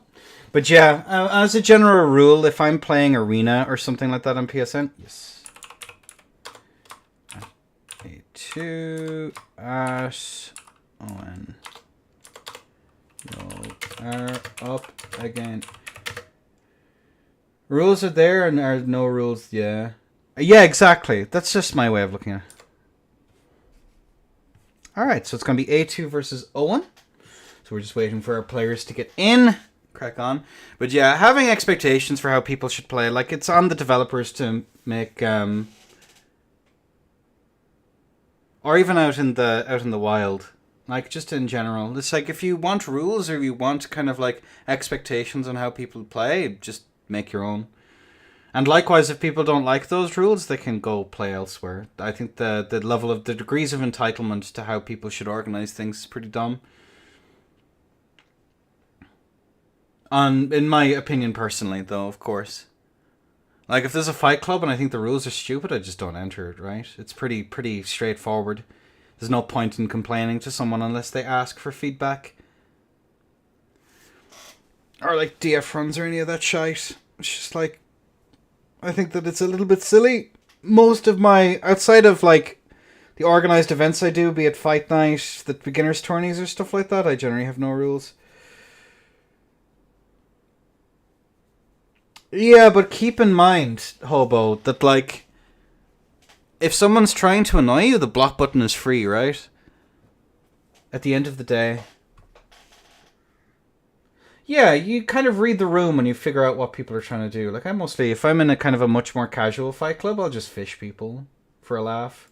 Badly. Well, exactly. If you don't like how someone plays, then block. It's really fucking simple. Making a scene is just so dumb. But then again, my block list is empty outside of people who do stuff outside of game. That's generally my way of looking at it. Alright, we have both of our players in. Let's just take a quick peek at the builds.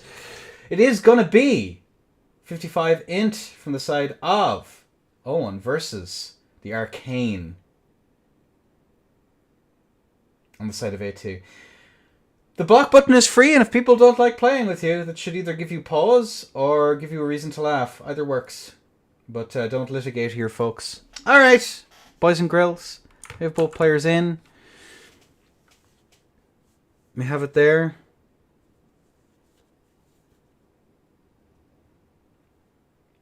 We have both players in. Owen in blue, A2 the lady in red, and on a 3, and a 2 and a 1. Allez! As we are going to see the explosions ring out there.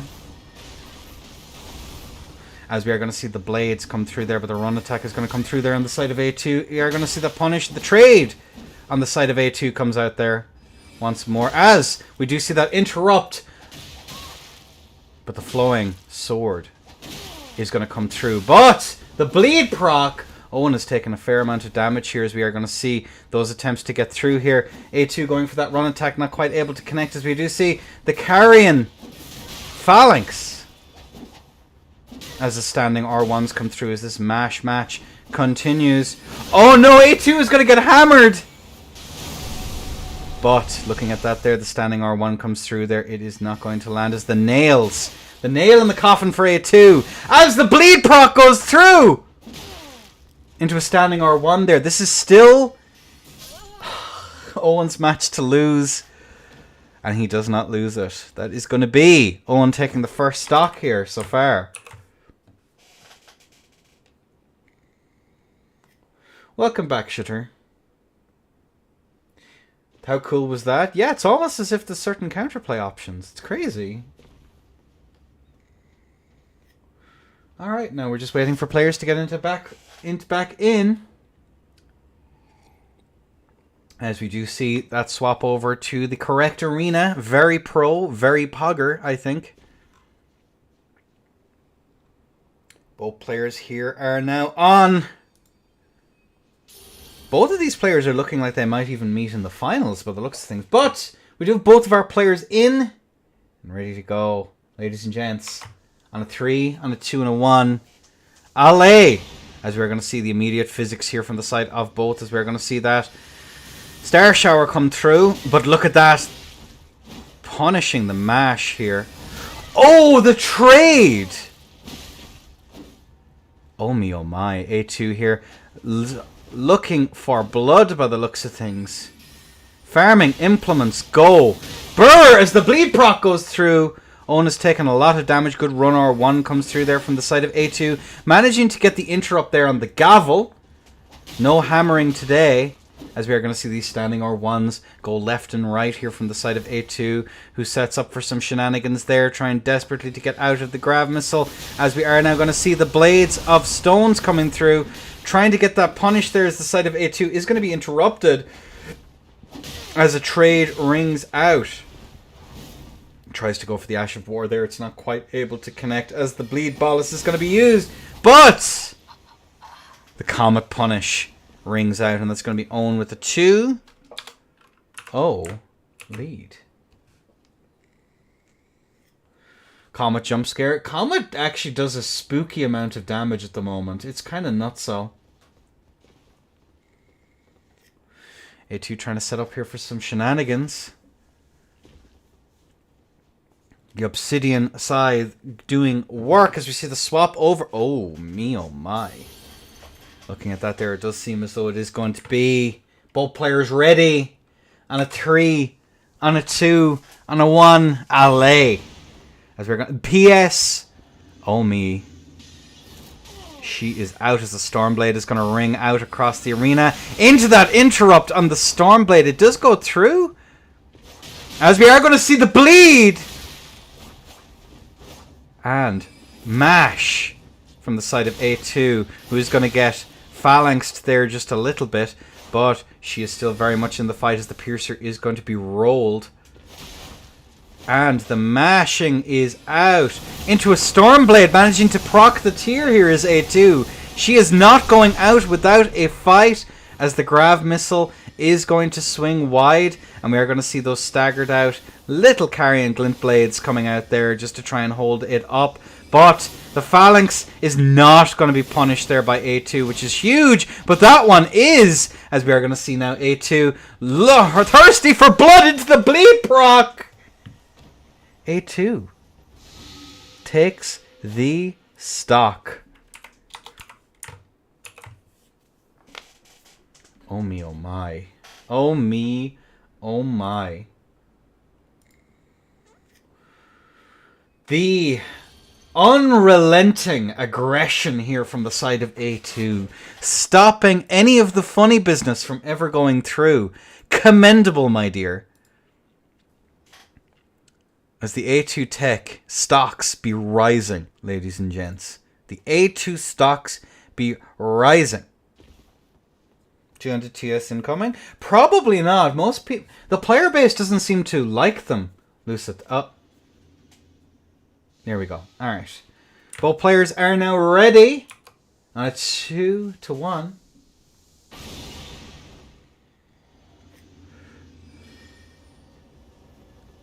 As we are going to see now, these punishes ringing out. As another punish rings out, A2 deciding that it's probably for the best to get the hell out of dodge. As we are going to see the Star Shower raining down. Oh my god, she got the interrupt! As another Stormblade rings out. Oh me, oh my. I don't even know what that's called. As the Comet is going to connect. Oh. Some shenanigans afoot there. I believe that was a frame drop. By the looks of things. As we are going to see the bleed! Oh good my god. As another Stormblade is out there. We are going to see the PS LGS going absolutely ham. As we are going to see that rolling L1 and another rolling L1 and a standing R1 then just to follow up into a R2. Run R2 comes out there from the side of A2. And the Masher. And the Stormblade managing to get that hit. Are we going to see a wall bounce attempt? We do not. Oh, and the charge door too! With the 112 HP left. Owen, by a hair's breadth, takes the W with that charge door too. GG's to both. Nicely done. Owen takes it in a 3-1. A2 almost managing to get it. A bee's dick of health. I'm stealing the shit out of that, dumb souls. Holy fuck. Alright, we're on the last 3 matches, ladies and gentlemen, before finals. So it is going to be Axie.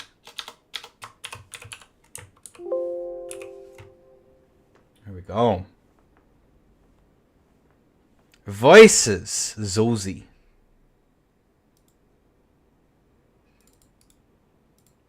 Actually do a control control V on that one real quick. There we go. Let me just ping the players. Axie versus Zozy. Cool. I own it, you rent it? Ah, you see, there's the thing. I steal it. That's the real tech, dumb souls. That's where it's at, my friend. Theft. Could be worse. I could steal things from Reddit. Alright. Go win. Alright, well, we have both players in. Let's just take a quick peek at the builds. Yarg. Ladle, Jaker. Alright. My soul's buddies. It is going to be 47 int on the side of Axie with a 3160. Endurance and vigor, respectively. Versus the 60, 32, 53 from the side of both of our players. And yes, those aloof emotes are so based, Vicious Tesla. So based.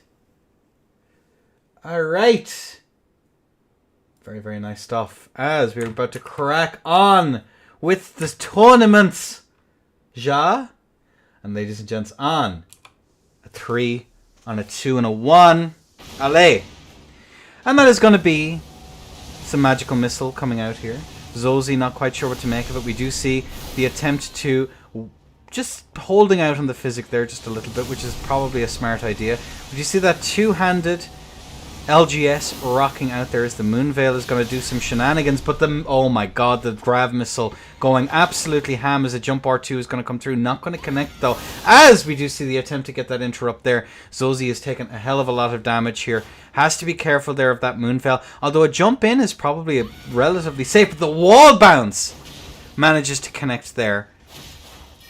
Oh, but the tracking there on the LGS is not going to come in clutch as Zozy takes a smidgen of damage, goes for the roll-in, actually managing to get that interrupt. Good rollouts here coming out on the side of Zozy as a run R2 is going to ring out. Zozy here trying to get that, is actually able to get the Bestial Roar out now once more. Good space away there from the side of the grav missile, as we are going to see now both players chilling like villains, but unfortunately it is going to connect. Zozy in a spot of bother, able to get that interrupt as the Bestial Roar there just to keep Axie honest from Kilo, as we are going to see some little frame drops, it looks like, here from the side of Zozy, as we do see that reset there, is able to get that interrupt there, and the Bestial Roar, looking at that there, the crouch R1 comes through, but the poise is real here on the side of Zozy, as we are going to see now both players, the Glintstone Pebbles coming out there, not Glintstone Pebbles, free GSP, folks, as we are going to see now those rollouts coming out now once more. We do see another rollout there. Axie is just chilling like a villain, trying to get that Swift Glintstone Shard out now once more, as we're going to see the harpoon. There she blows, folks, as that is going to be a direct hit there on that one. But we do see these jump R2s into the interrupt, and that's going to be Axie taking the stock. GG's gamers. I think Stormblade is slightly good. Looking at it here, 1-0 in the favor of Axie. Nicely done, Folkerinos. Alrighty then. How are we enjoying the tournament so far, folks? Because I know I'm having an absolute blast. And again, if you're interested in joining these beginners brackets, join the Discord. Go to beginner role request, or initiate role request, sorry, and give it a click and see all the details. All right, ladies and gents, we have both of our players in and ready to go. No, I might make some tomorrow, but we'll see. It's highly unlikely. Either way, we have both of our players. There may be some emergency bans before Sunday. I will let you know though, Jake. All right, we have both of our players in and on. A 3, and a 2, and a 1. Allez! As we are going to see the physics here from both of our players, the immediate Moonveil Punish comes out there once more. Going for that hit there from Kilo is Axie. As we do see just a little bit of a grazing hit there on the side of Zozy. Alright, as we are going to see the Grav Missile ring true there once more. Good rollouts there from the side of Zozy.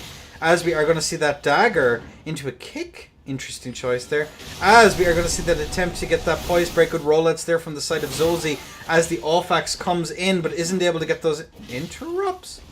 Sorry, excuse me? Interesting.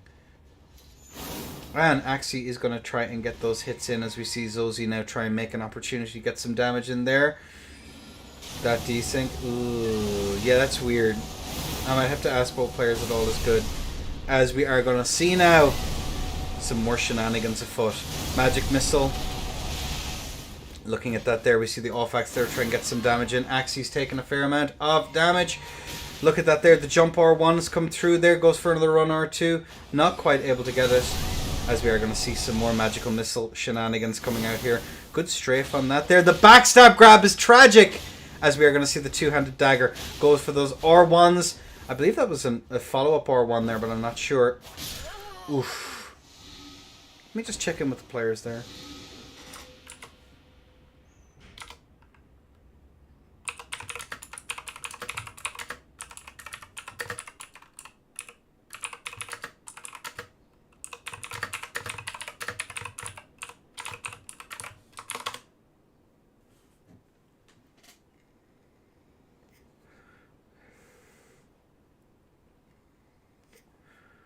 Yeah, that was weird.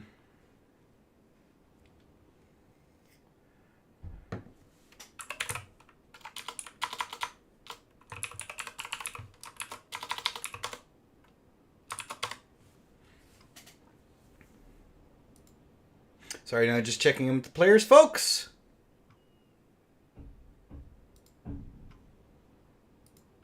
Alright, seems that everything is above board by the looks of things.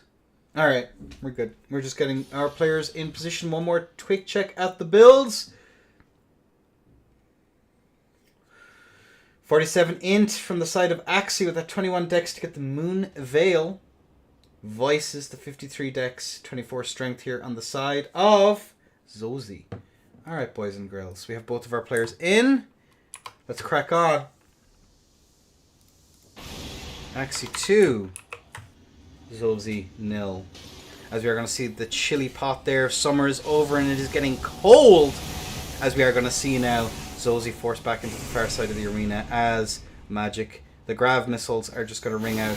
R2's come out now once more. Looking at this here, we see the swap over to the Raksasha, which is probably a pretty good play here as the Stormblade is going to come through. No, didn't actually manage to get that hit. It does seem it's a great katana here on the side of Zozy, who is going to get that interrupt there. The Stormblade trying to get that roll catch. We do see the rolling R1 come out here as well. Yeah, I just noticed as we are going to see now the R2 come out now from the side of Zozy. Now is the time to shine as we're going to see that follow-up R1 managing to get the chill. Axie going for these rolls here. Oh, that backstab grab is tragical as we do see the trade come through into the follow-up R1, but Axie is nowhere to be found. Good rollout comes out there from the side of Axie, but Axie has gotten into a little bit of a schmix as the jump R2 comes through. We are going to see Zozy playing a very slow game here. Looking at this, the standing R1 into a bleed proc, but I believe the bleed might have been rolled as we are going to see now these roll-ins here from the side of Zozy as a kickflip R2 comes out now once more. And looking at this here, we do see Zozy looking for an opportunity to get some hits then. We are going to see this very, very long spacing here. She has to play a little bit closer, as it does seem as though it's going to be the stock on the side of... Oh, the R2 is just going to be that little bit too slow, as we do see Axie coming in at a pretty big disadvantage here. Goes for that roll in there. No freeze proc there, but that is going to be a bolus into a trade, into an R2. That's going to be the frost proc there on the side of Axie, who does not have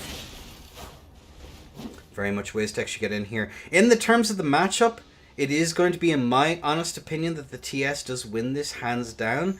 Grey Cat doesn't have many options, but that is going to be the Transient Moonlight managing to land there from Kilo, as we are going to see now both players play a very slow game, as that is going to be a Bomba managing to land. Looking at this here, we are going to see that R2 goes for a follow-up, not electing to go for the second follow-up there, perhaps low, but that is going to be the Grav Missile doing some shenanigans here as we see the panic rolls, but that is going to be the Transient Moonlight gone here. Axie's on the back foot. The jump R1 has come through, trying to get that little bit of a blend there, as we are going to see the block is in there now. Axie's just chilling like a villain, playing a very long game. The trade is going to be very much in the favor of Zozy, who is going to get that jump R1 into a frost proc. That is going to be Zozy on the scoreboard, not going down without the fight. GG's. That's why you need plan. I'll watch a long duel. Both players are playing very cautiously here all the way across. Once we see that the FP is low here on the side of Zozy, it's just aggression all the way through there. All the way through. But ladies and gents, we have both of our players in, ready to go. 258. 251.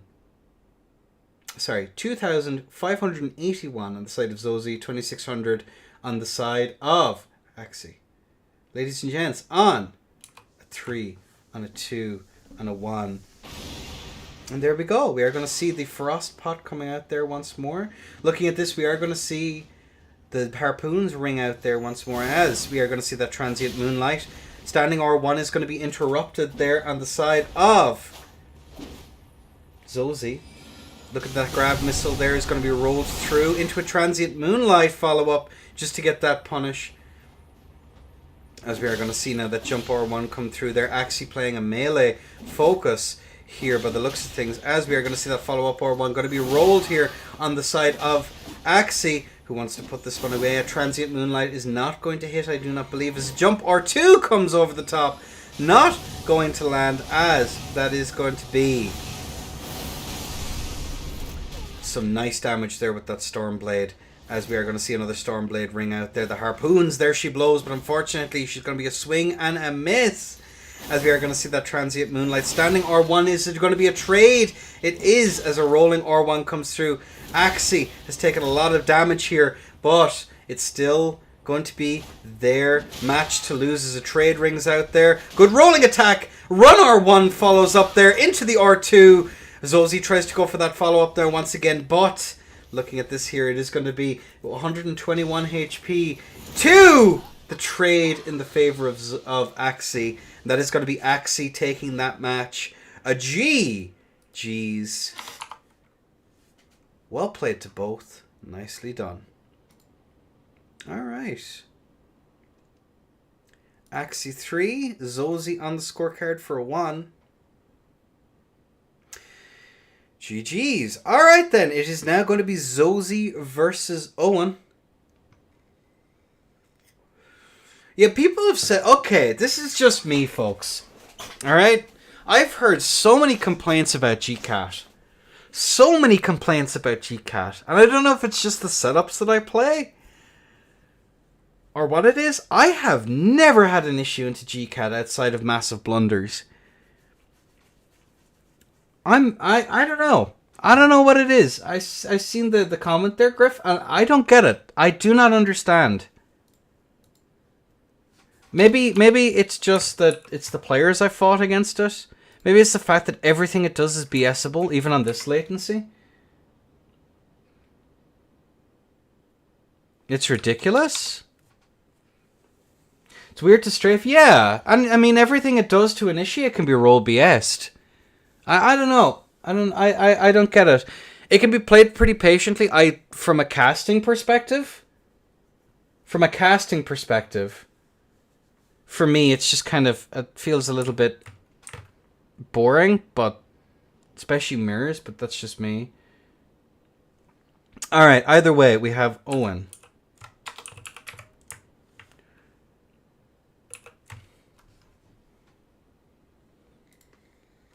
Just take a quick peek at the builds once I make sure that everything is working. Bale Hater is going to be red. Yes. All builds are good. Let's just take a quick peek at the builds. As we look at it here, it is going to be the 55 int, 53 dex versus bow player. Int versus dex. And Owen has been having a whale of a time here so far. But I'm going to be super curious to see how this next one is going to go, ladies and gents. Let us see. The day of the mage is here. On a 3, on a 2, on a 1. Allez. As we're going to see those carrion glint blades coming out there immediately. So many of them keeping that pressure there from neutral as we do see the rollouts come out. Look at the stone blades are out as we see a jump over the top there from the side of Zozy. Looking at those old R2s coming out. Jumping R1 comes out now as well. But the big EPs is going to be coming through. Thankfully, that Solitude set is going to come in clutch as we do see the setup. In case there's many more big EPs, we are going to look at that. Blades, the stone blades out once more. Looking at this here, keeping up that pressure. Oh, there we go as we see a trade ring through there, and both players are relatively even as the carrion. The carrion blades coming out there once more as we do see those rollouts come out now once again. The slicer must slices the glintstone nails coming out there just to keep up that mid-range pressure as we are going to see that free flask now coming out now once more. Owen doing a decent job there. We see the R2s ring out. Unfortunately, Zozy takes an awful lot of damage. Got empty jump off the top there, but is not able to land very much of anything. The big EP's out once more as the bestial roar screams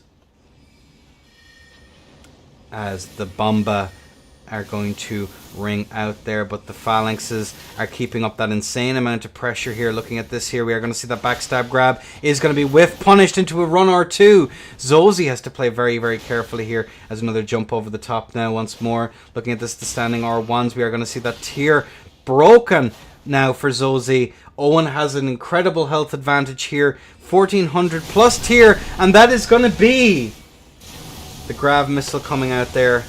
As we see now, that flask is going to be punished there by Zozy once more. And the glintstone blades are coming out now once more as well. Zozy here has to play this very, very carefully as the phalanxes are out now once more. All of them are gone, but the Star Shower, the thing that all Elden Ring players are allergic to, is of course showering. As we are going to see now this amazing pressure from Owen, who's more than likely going to end up in the finals now regardless. It's going to be a 1-0. What FP? The amount of lot of physics blue tears there drank away. Let me just check now. All is good. Outside of the arena choice, I'm not entirely sure why we're seeing so much mages today, other than, and I say mages, even incantation builds are basically mages. Fight me on that one. Nice Pew gameplay. It actually is pretty good here from the side of Owen. Axie will tell you it's not as easy as it looks. They have an awful lot of means and safe means of them to actually get the physic off. But either way, we have Owen versus the flowing curve sword, if memory serves correctly. And that is going to be the physic out and the immediate punish there from the side of Owen. Getting that massive amount of damage off right off the bat as the jump R2s are going to come through. As the flowing curve sword is going to come through. Standing R1s are going to do some work. And Zozy is still quite far behind here as the run R2s are going to come through. And looking at this, the bestial roar is going to fly right over his head. Right over his head it is. As we are going to see the flowing curve sword here. That counter pressure. But Zozy is going to let up the pressure just a little bit as the flowing curve sword is going to continue doing that damage as a glintstone shard is going to keep doing that work there, and the phalanx is out. jump over the top there from the side of Zozy, who has taken an awful lot of damage there. The jump R1s are going to be hit. That is going to be the tier gone into a little bit of a combo. But the Slicer may try to slice, but that is going to be a tier punish there. And that is the tier gone. It's gone as the nail comes through there, but unfortunately it is going to whiz by as Zozy is going to be knocked out. That is going to be 2-0 in the favor of Owen. It does look like Mage is eating well today. Interdasting. 2-0.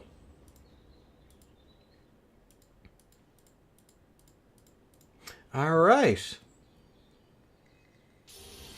Yeah, the Phalanx is kind of huge here because it gives that little bit of security to try and get the flask, which is huge. Having that little bit of pressure to try and punish those projectile hits is going to be pretty massive. But either way, 2-0 in the favor of Owen. Ladies and gentlemen. Kaboom.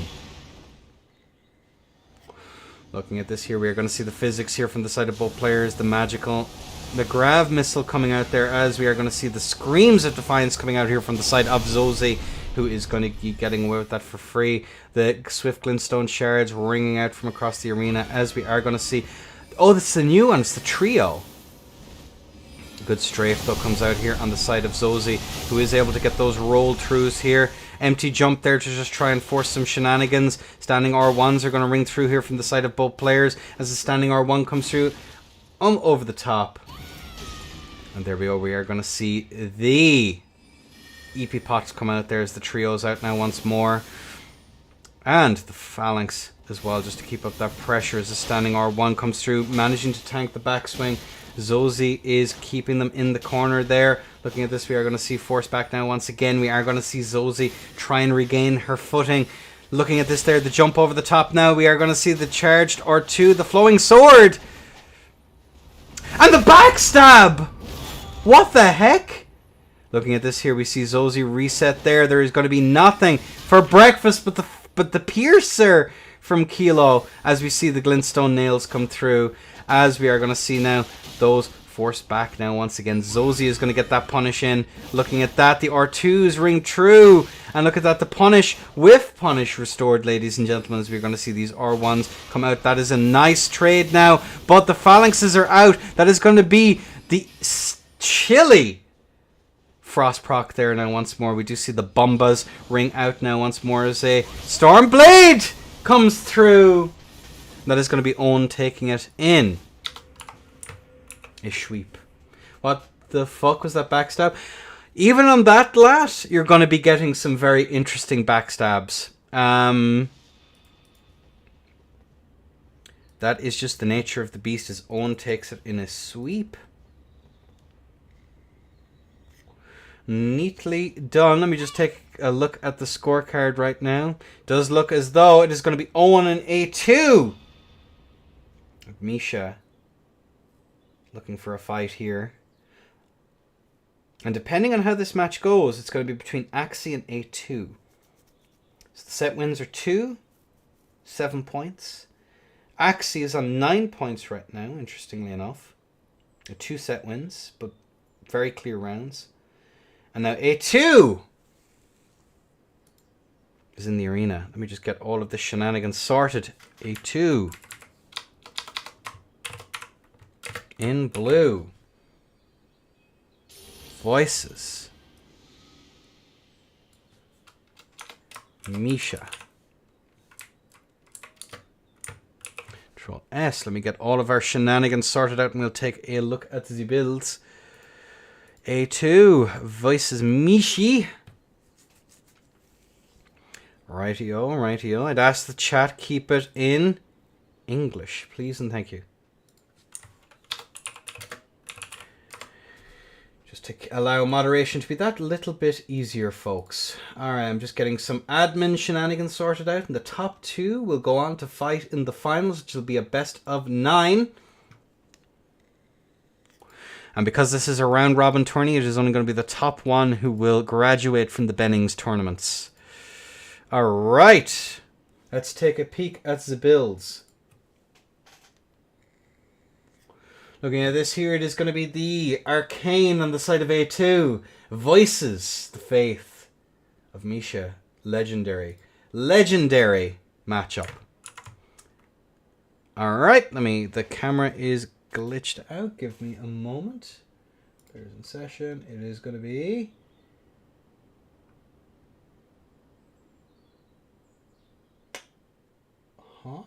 A2 is 3. Okay. One moment, folks. 1v1.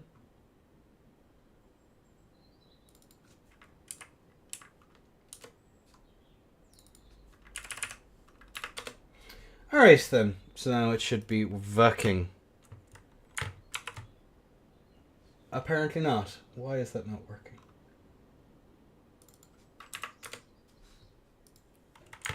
Alright, there we go. We fixed it, chat. We fixed it. No, you're okay, Silentium. Alright. Both players are in. Ready to go.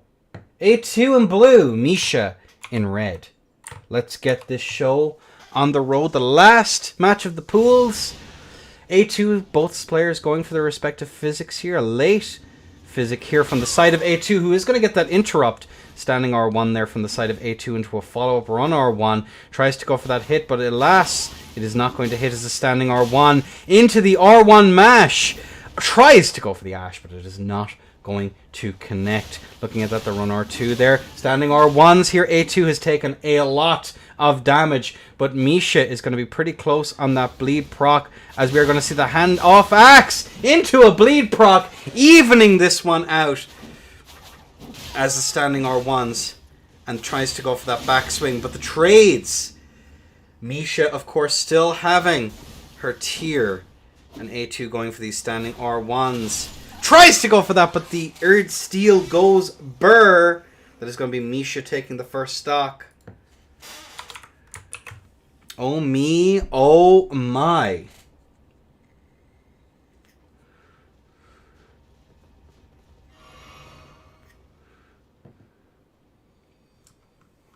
Gaelic Miku, oh no.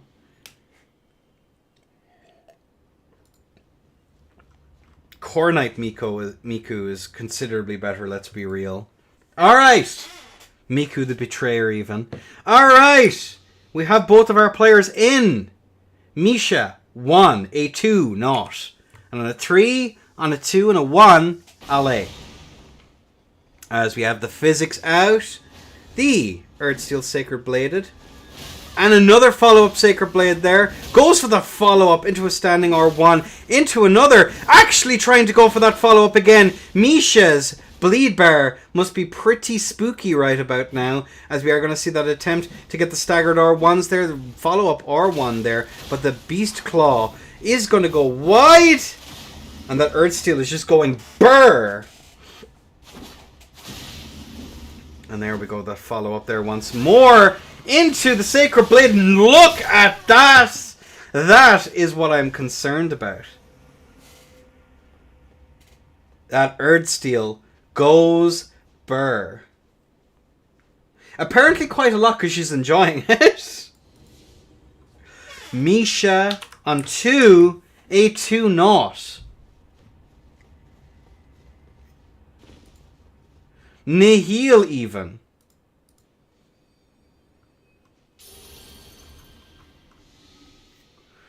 Alright then, let's crack on with this. Do not doubt the Earthsteel. It is nasty, dude. It is nasty. But, match point for Misha, A2 with quite a hill to climb. On a 3, on a 2, and a 1. And looking at this here, we are going to see that nice little bit of damage right off the bat. But when the blade is sacred and the armor is hyper, A2 managing to land a little bit of that bleed proc there, but it is going to be rolled as the mash is real. Looking at this here, A2 into the R2s, into the follow-up R2. Misha has quite a substantial health lead here. A2 going for that roll in, actually managing to lead the bleed proc into a follow-up. Animations for days. But A2 is taking a lot of damage here. This is not in A2's favor. And the charged R2 into another bleed proc! As the R2 off to end all R2 offs is going down into that trade. And Misha takes down the A2. And that is the pools now over, ladies and gentlemen. That is going to be a 3-0 lead in the favor of Misha. We just do a quick refresh here. Let's see what the scorecard has. So if I look at it here,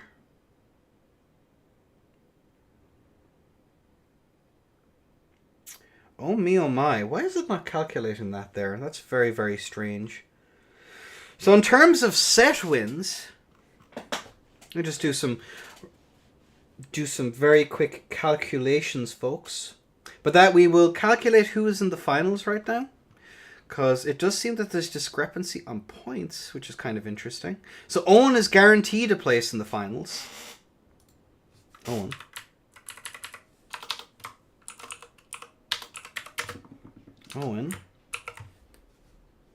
So Owen is guaranteed a spot in the finals here, folks. Finals, of course, are going to be a best of 9.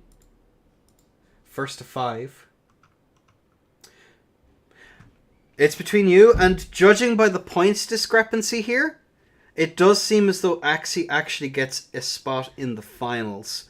So it's 9 points. So if I look at the point score here, it's going to be Axie had 3.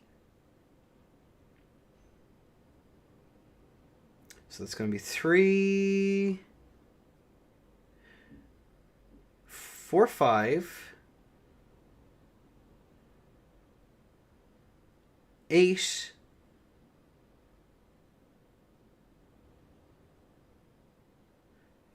so that's 3, 4, 5, 6, 9, 12. You should have 12 points. Weird. So it's 3, 6, 7, 3, 6, 7. Yeah. 8, 3, 9. Yeah, it's 9 points. So it's 9 points. And then A2 then has 1, 4, 7. Yeah, so it's going to be Axie versus Owen in the finals. You can actually fight for it? No, there's absolutely no need, because the points are pretty much the way that they are. So we'll just go with that.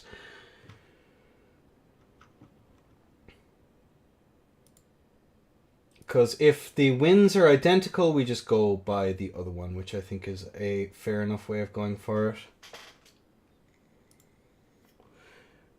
Challenge. Oh, it's 4 matches, both of us. Mm-hmm.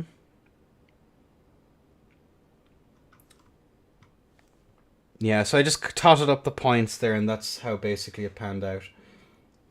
I'll just actually make sure that I didn't count scores. No, it's just plain wins. Yep, that's all good.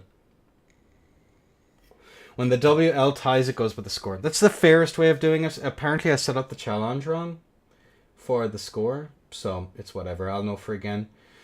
It can be pretty weird sometimes. Let me just find the winners rounds. Yes, the finals. Let me change the Twitch grand finals. Okay, let's get that done. Cool beans. So Owen versus Axie.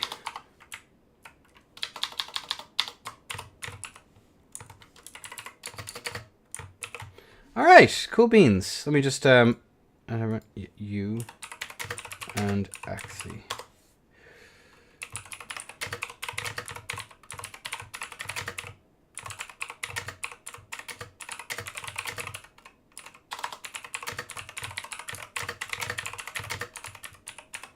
Neat. Alright, let me just click up messages.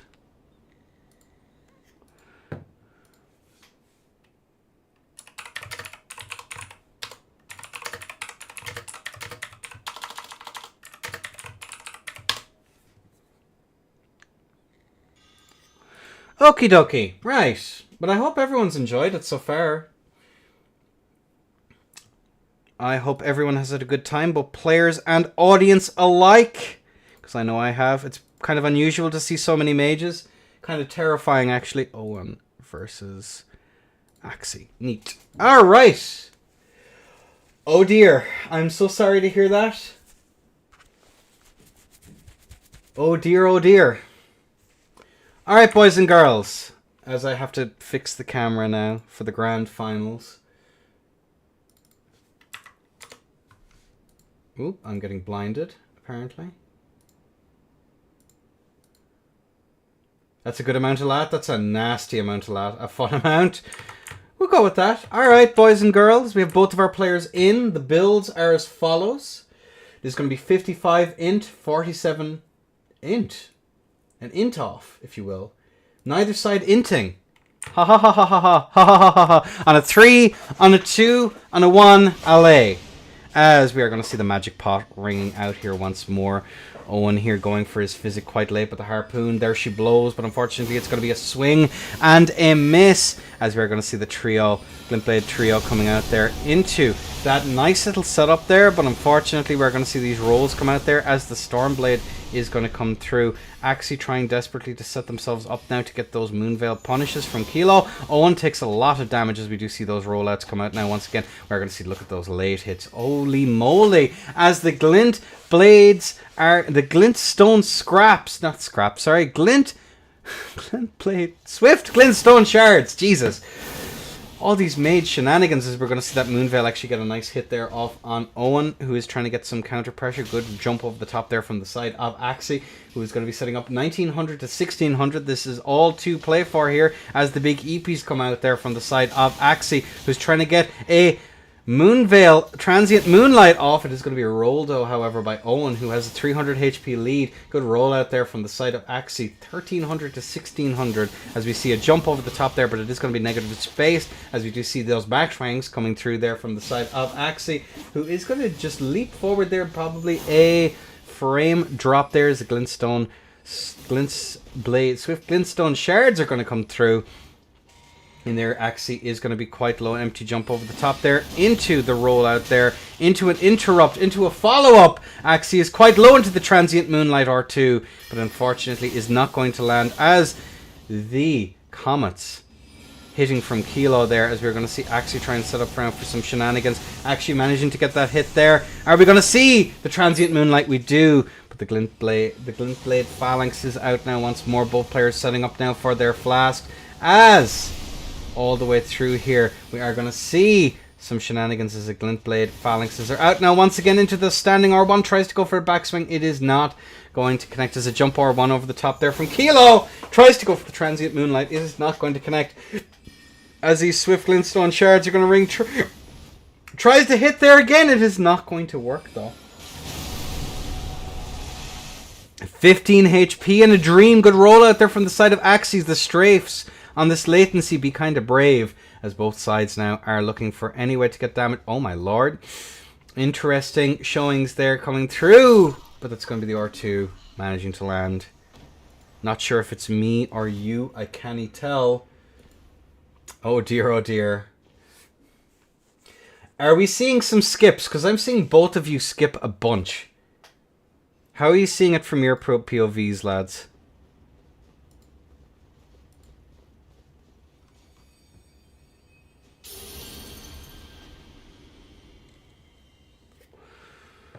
Let me just check out now.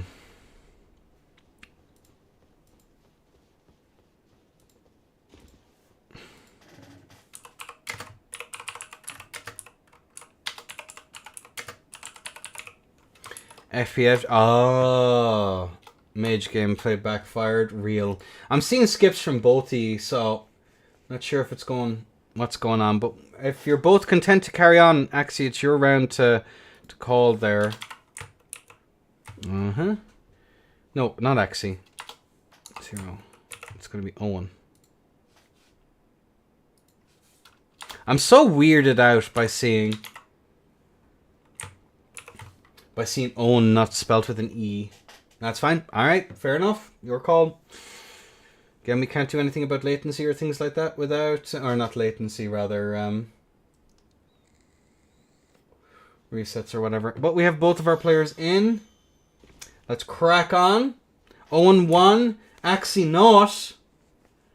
Both players are in their respective corners. On a 3, on a 2, on a 1, alley.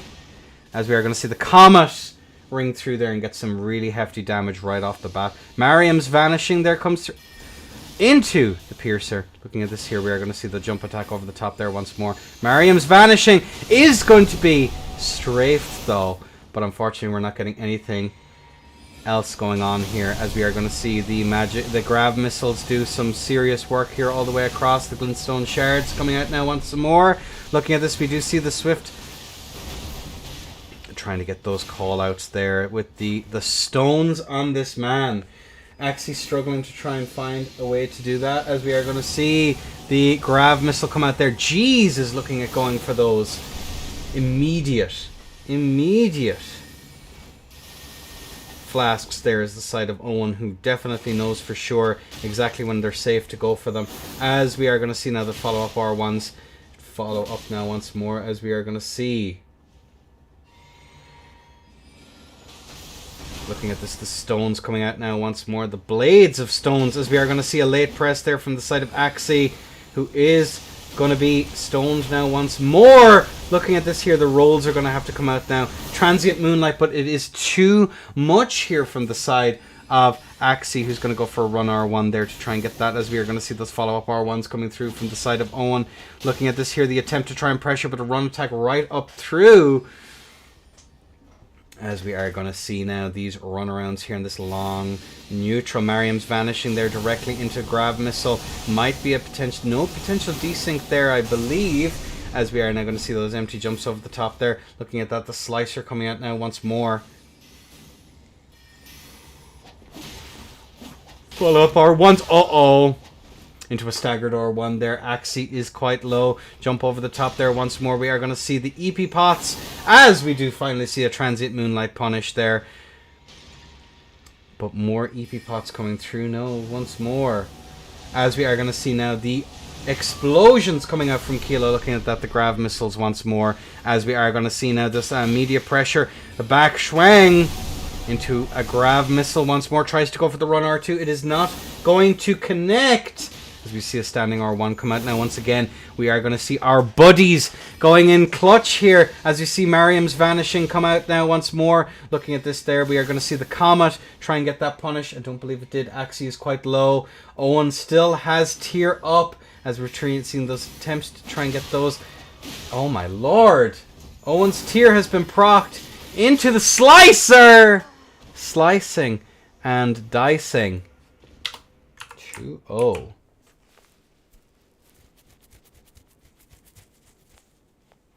Yeah, I mean, it's 200 ping, bro. I don't know what to say.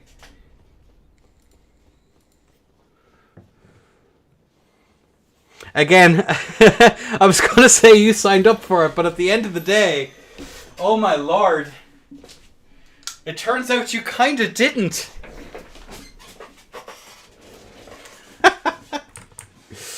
Oh. Alright, both players are in. Ready to go. And there we go. We have the explosions out. As we do see some shenanigans. And the standing R1s come through there once more. As we see... Oh my god, the Piercer comes through into the follow-up R1s. Look at this, the grav missile coming out now once again just to try and get those hits. We do see it there. Looking at those grav missiles coming through there. The swap over onto the TS is probably the play here, as we are going to see Axie struggling to try and find a way to get in. Looking at this here, we're going to see both players now trying desperately to perfect through.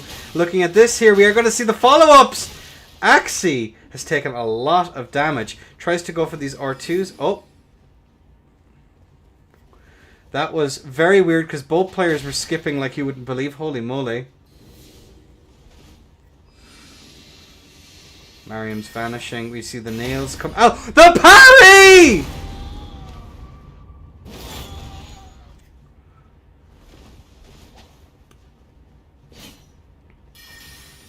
And the nails on the trade.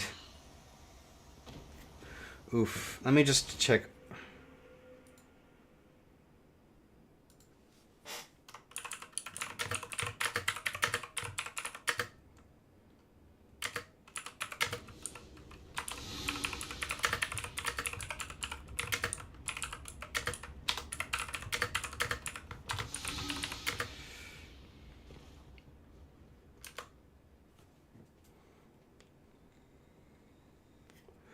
Average Den Duelist worst nightmare, and you know what? I'm glad.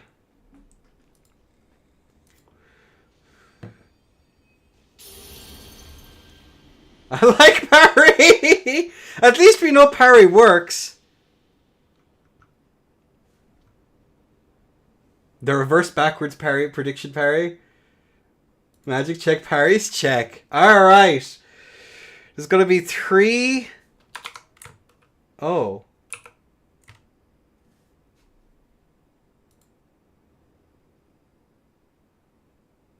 Let's carry on. If players don't complain, there's nothing I can do. Denominator ER. I've messaged both of them, there's no issues, so. Now, forcing these rolls out here with the stone blades coming out. Looking at this here, we are going to see some more phalanxes up now once again. Alright, as looking at this here, we are going to see that TS, which is definitely the play here, as we are going to see some extra little glintstone scraps.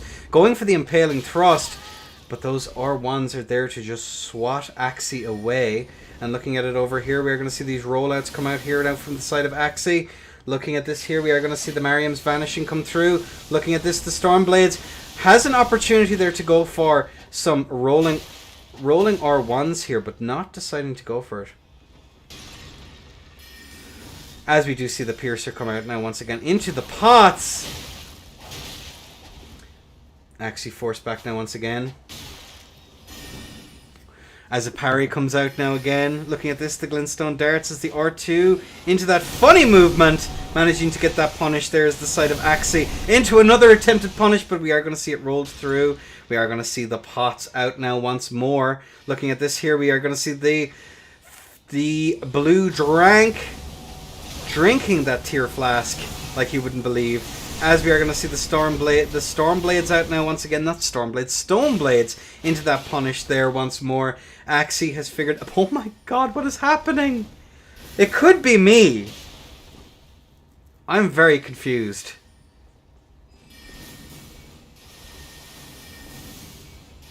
Oh my, oh my. As we are going to see now Axie move in there just to try and get an extra little bit of pressure. Running R1 comes through there. Once more we see it. We do see the tier proc now for Axie. And the Mariam's vanishing into the Piercer. It's not going to connect with those crouch R1s. The rollings come out now once again. As we do see Magical Missile come out there, getting that nice little bit of damage. The TS going through there. Yeah, I'm going to have to... I've asked for them both to report, and neither of them are reporting, so I don't know what to do. The ghost tech is real. Well, you know, all those hours in the arena are finally counting out for something, ladies and gentlemen. Finally.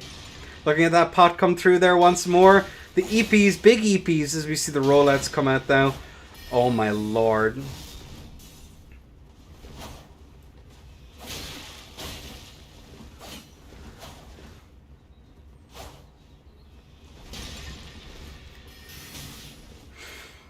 Alright, we are going to see these explosions coming out now once more. Looking at these here, we see the daggers out. Owen is quite low.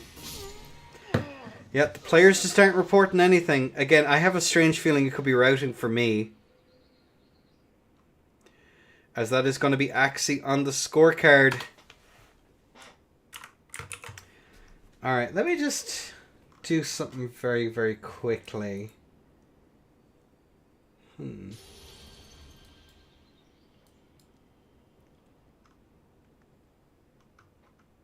Jesus.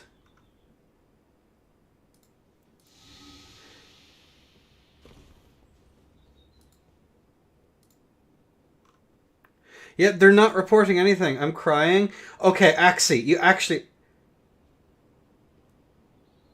It's not. I was playing on. I was getting hit 3 seconds.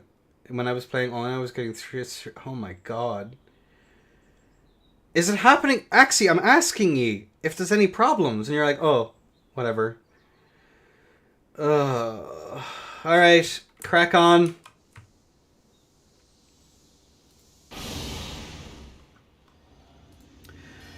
Alright.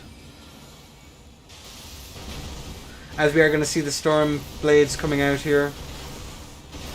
Looking at the stone blades coming out now, all one after the other. Looking at the big EP pot now coming out now once again. We are going to see the blades ringing true.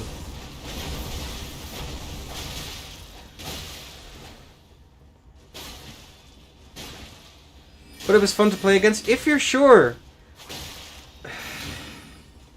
As you see Ampari coming out now once again. And looking at this here, we are going to see both players now looking for opportunities as the glintstone nails are coming out.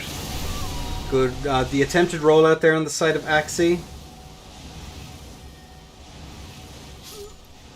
And that is going to be the pot hitting. Alright, I just need to clarify something as to why I ask for players to actually, like, you know, report things, because I don't think it's clear. It's never, like, against the other person. It helps the viewing experience and it helps a bunch of things. I have to be very, very careful because of making calls on latency, because at the end of the day, for me, I can't tell if it's on my end or not because of how peer-to-peer works.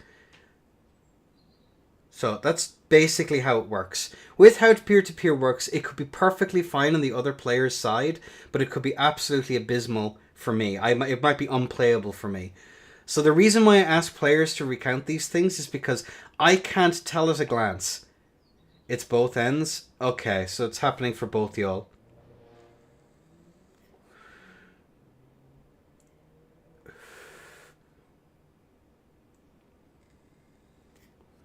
But either way, we've just played out here for the finals. 4-1. Owen sometimes drop frames. I'm not entirely sure all of these are drop frames, but whatever. Alright, as we're out now once more. As we are going to see now both players looking for those opportunities. We do see a little bit of extra hits. Looking at this here, we are going to see the tier consumed as we see the slicer out now once more. As we are going to go for those hits now once more, and that is going to be very interesting. Looking at this here, we are going to see those rollouts there. And looking at it now, we are going to see these rollouts coming through. We are going to see the trios coming through, but neither of them able to actually make connections, as we are going to see the grav missile. Now, looking at this here, we do look at this now once more. We are going to see these the hits actually connecting. Looking at this, the CR1's coming through there. Axie's taking a lot of damage. Looking at this here, we do see yet more damage. The trades coming through. Force back down. Owen is quite low, and obviously the TS is of course probably the best, most reliable pick into it, as the grav missile is going to go out.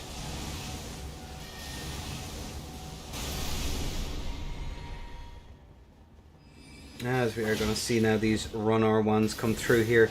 Looking at this, we look at this now, going for the run attacks come through, and here it is, as we see the Aurora Borealis come out there, but it is not going to connect as the R2s are going to ring true here on the side of Owen, who has taken a lot of damage.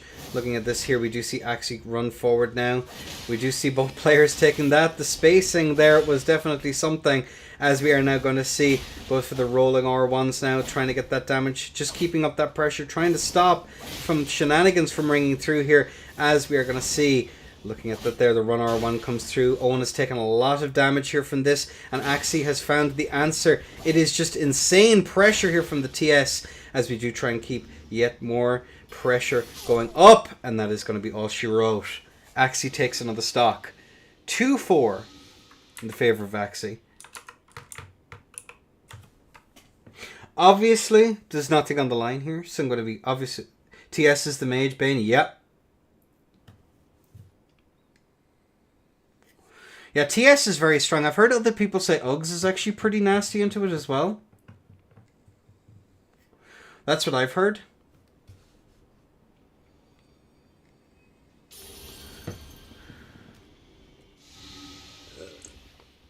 As you can get those interrupts. That's another thing I have heard. There is definitely counterplay involved, but either way we have both players. Alright, 4-2. Allez! As we are going to see now both players going for their shenanigans. Looking at this here, we do see the Glug-Glugs coming out. And the attempt to stop... Oh my god! But the TS is doing some pretty serious work here, as we are going to see the Sleepy Pot come out there. But that is going to be some pretty huge area denial here, as we are going to see the Comets ring out. Empty jump over the top there, but it is not going to break because of that super armor on the jump. Looking at this here, we are going to now see both players chilling with this neutral. Slice must slice as we do see the rollouts come out there once more. Looking at this, the grab missile there just to force some unfortunate engagements here, as that is going to be the explosions as the backswing rings true there from the side of Axie, who is going to be going for that. The block coming through there from the side of Axie as well. Axie is very low, going for that pressure. And looking at this here, we do see the EPs out now once more. More EPs trying to keep up that little bit of sleep pressure as the Stone Blade is out. Are we going to see some attempts to pressure? No, we are going to see the Flask. As looking at that there, that is going to be the Eternal Darkness. Attempt to go for a rolling attack there and then continue the roll from the side of... Oh my lord, the Stone Blades are just going absolutely ham. And we've just decided now what we need to do is we need to mash. Goes for a jump over the top there. As we do see the Stone Blades out now once more. Axie not quite sure if he has prior or not. He's definitely playing it very safe. As we are going to see Owen getting interrupted there. And that's going to be the R2s to try and get the catch. Axie is very, very low. Managing to interrupt the Slicer as the Slice and Dice and the Glintstone nails come out there once more. Good roll out there on the side of Axie. And looking at this here, we are going to see the Glintstone scraps come out now once more. Looking at this, the bullet hell continues. Mariam's vanishing into a Stone Blade. Rolls out here from the side of Axie. Looking at this here, we do see into that interrupt there. Axie is still very much in it, but it is Owen's to lose. Looking at it here, we are going to see... Looking at those Glintstone nails coming out now once more. We are going to see it. And seeing that there, we are going to see that extra little bit. We are going to see here, as we do see the Grav missile come out. Good strafe there from the side of Axie, managing to roll that out now once again. We are going to see the Glintstone scraps come out. Getting that extra little bit of damage. Axie is on 28 HP in the trade. And that is all she wrote. This was horrible? Yeah.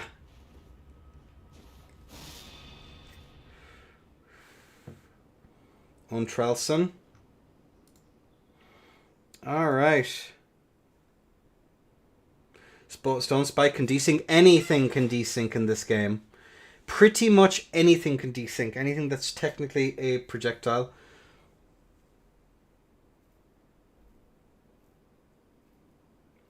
Alright. Well, that is Owen taking the W. Well played. Yeah, it was definitely pretty rough. Can we play first to 9? No. No, we're good. I want more. If you want to continue fighting this here, you can do it on your own time. But the tournament is now over. That is that.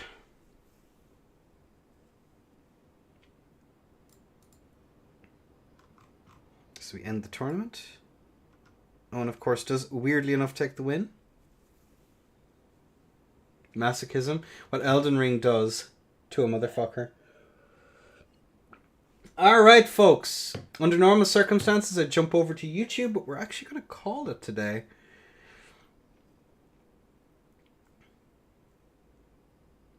So, Lucith, thank you.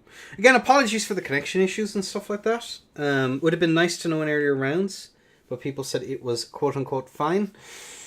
So, what can you do? But yeah, good tournament, everyone. Thank you all for joining. Love and appreciate you all. We're going to find some place to raid. Not sure where we're going to raid into. Let's just have a peek.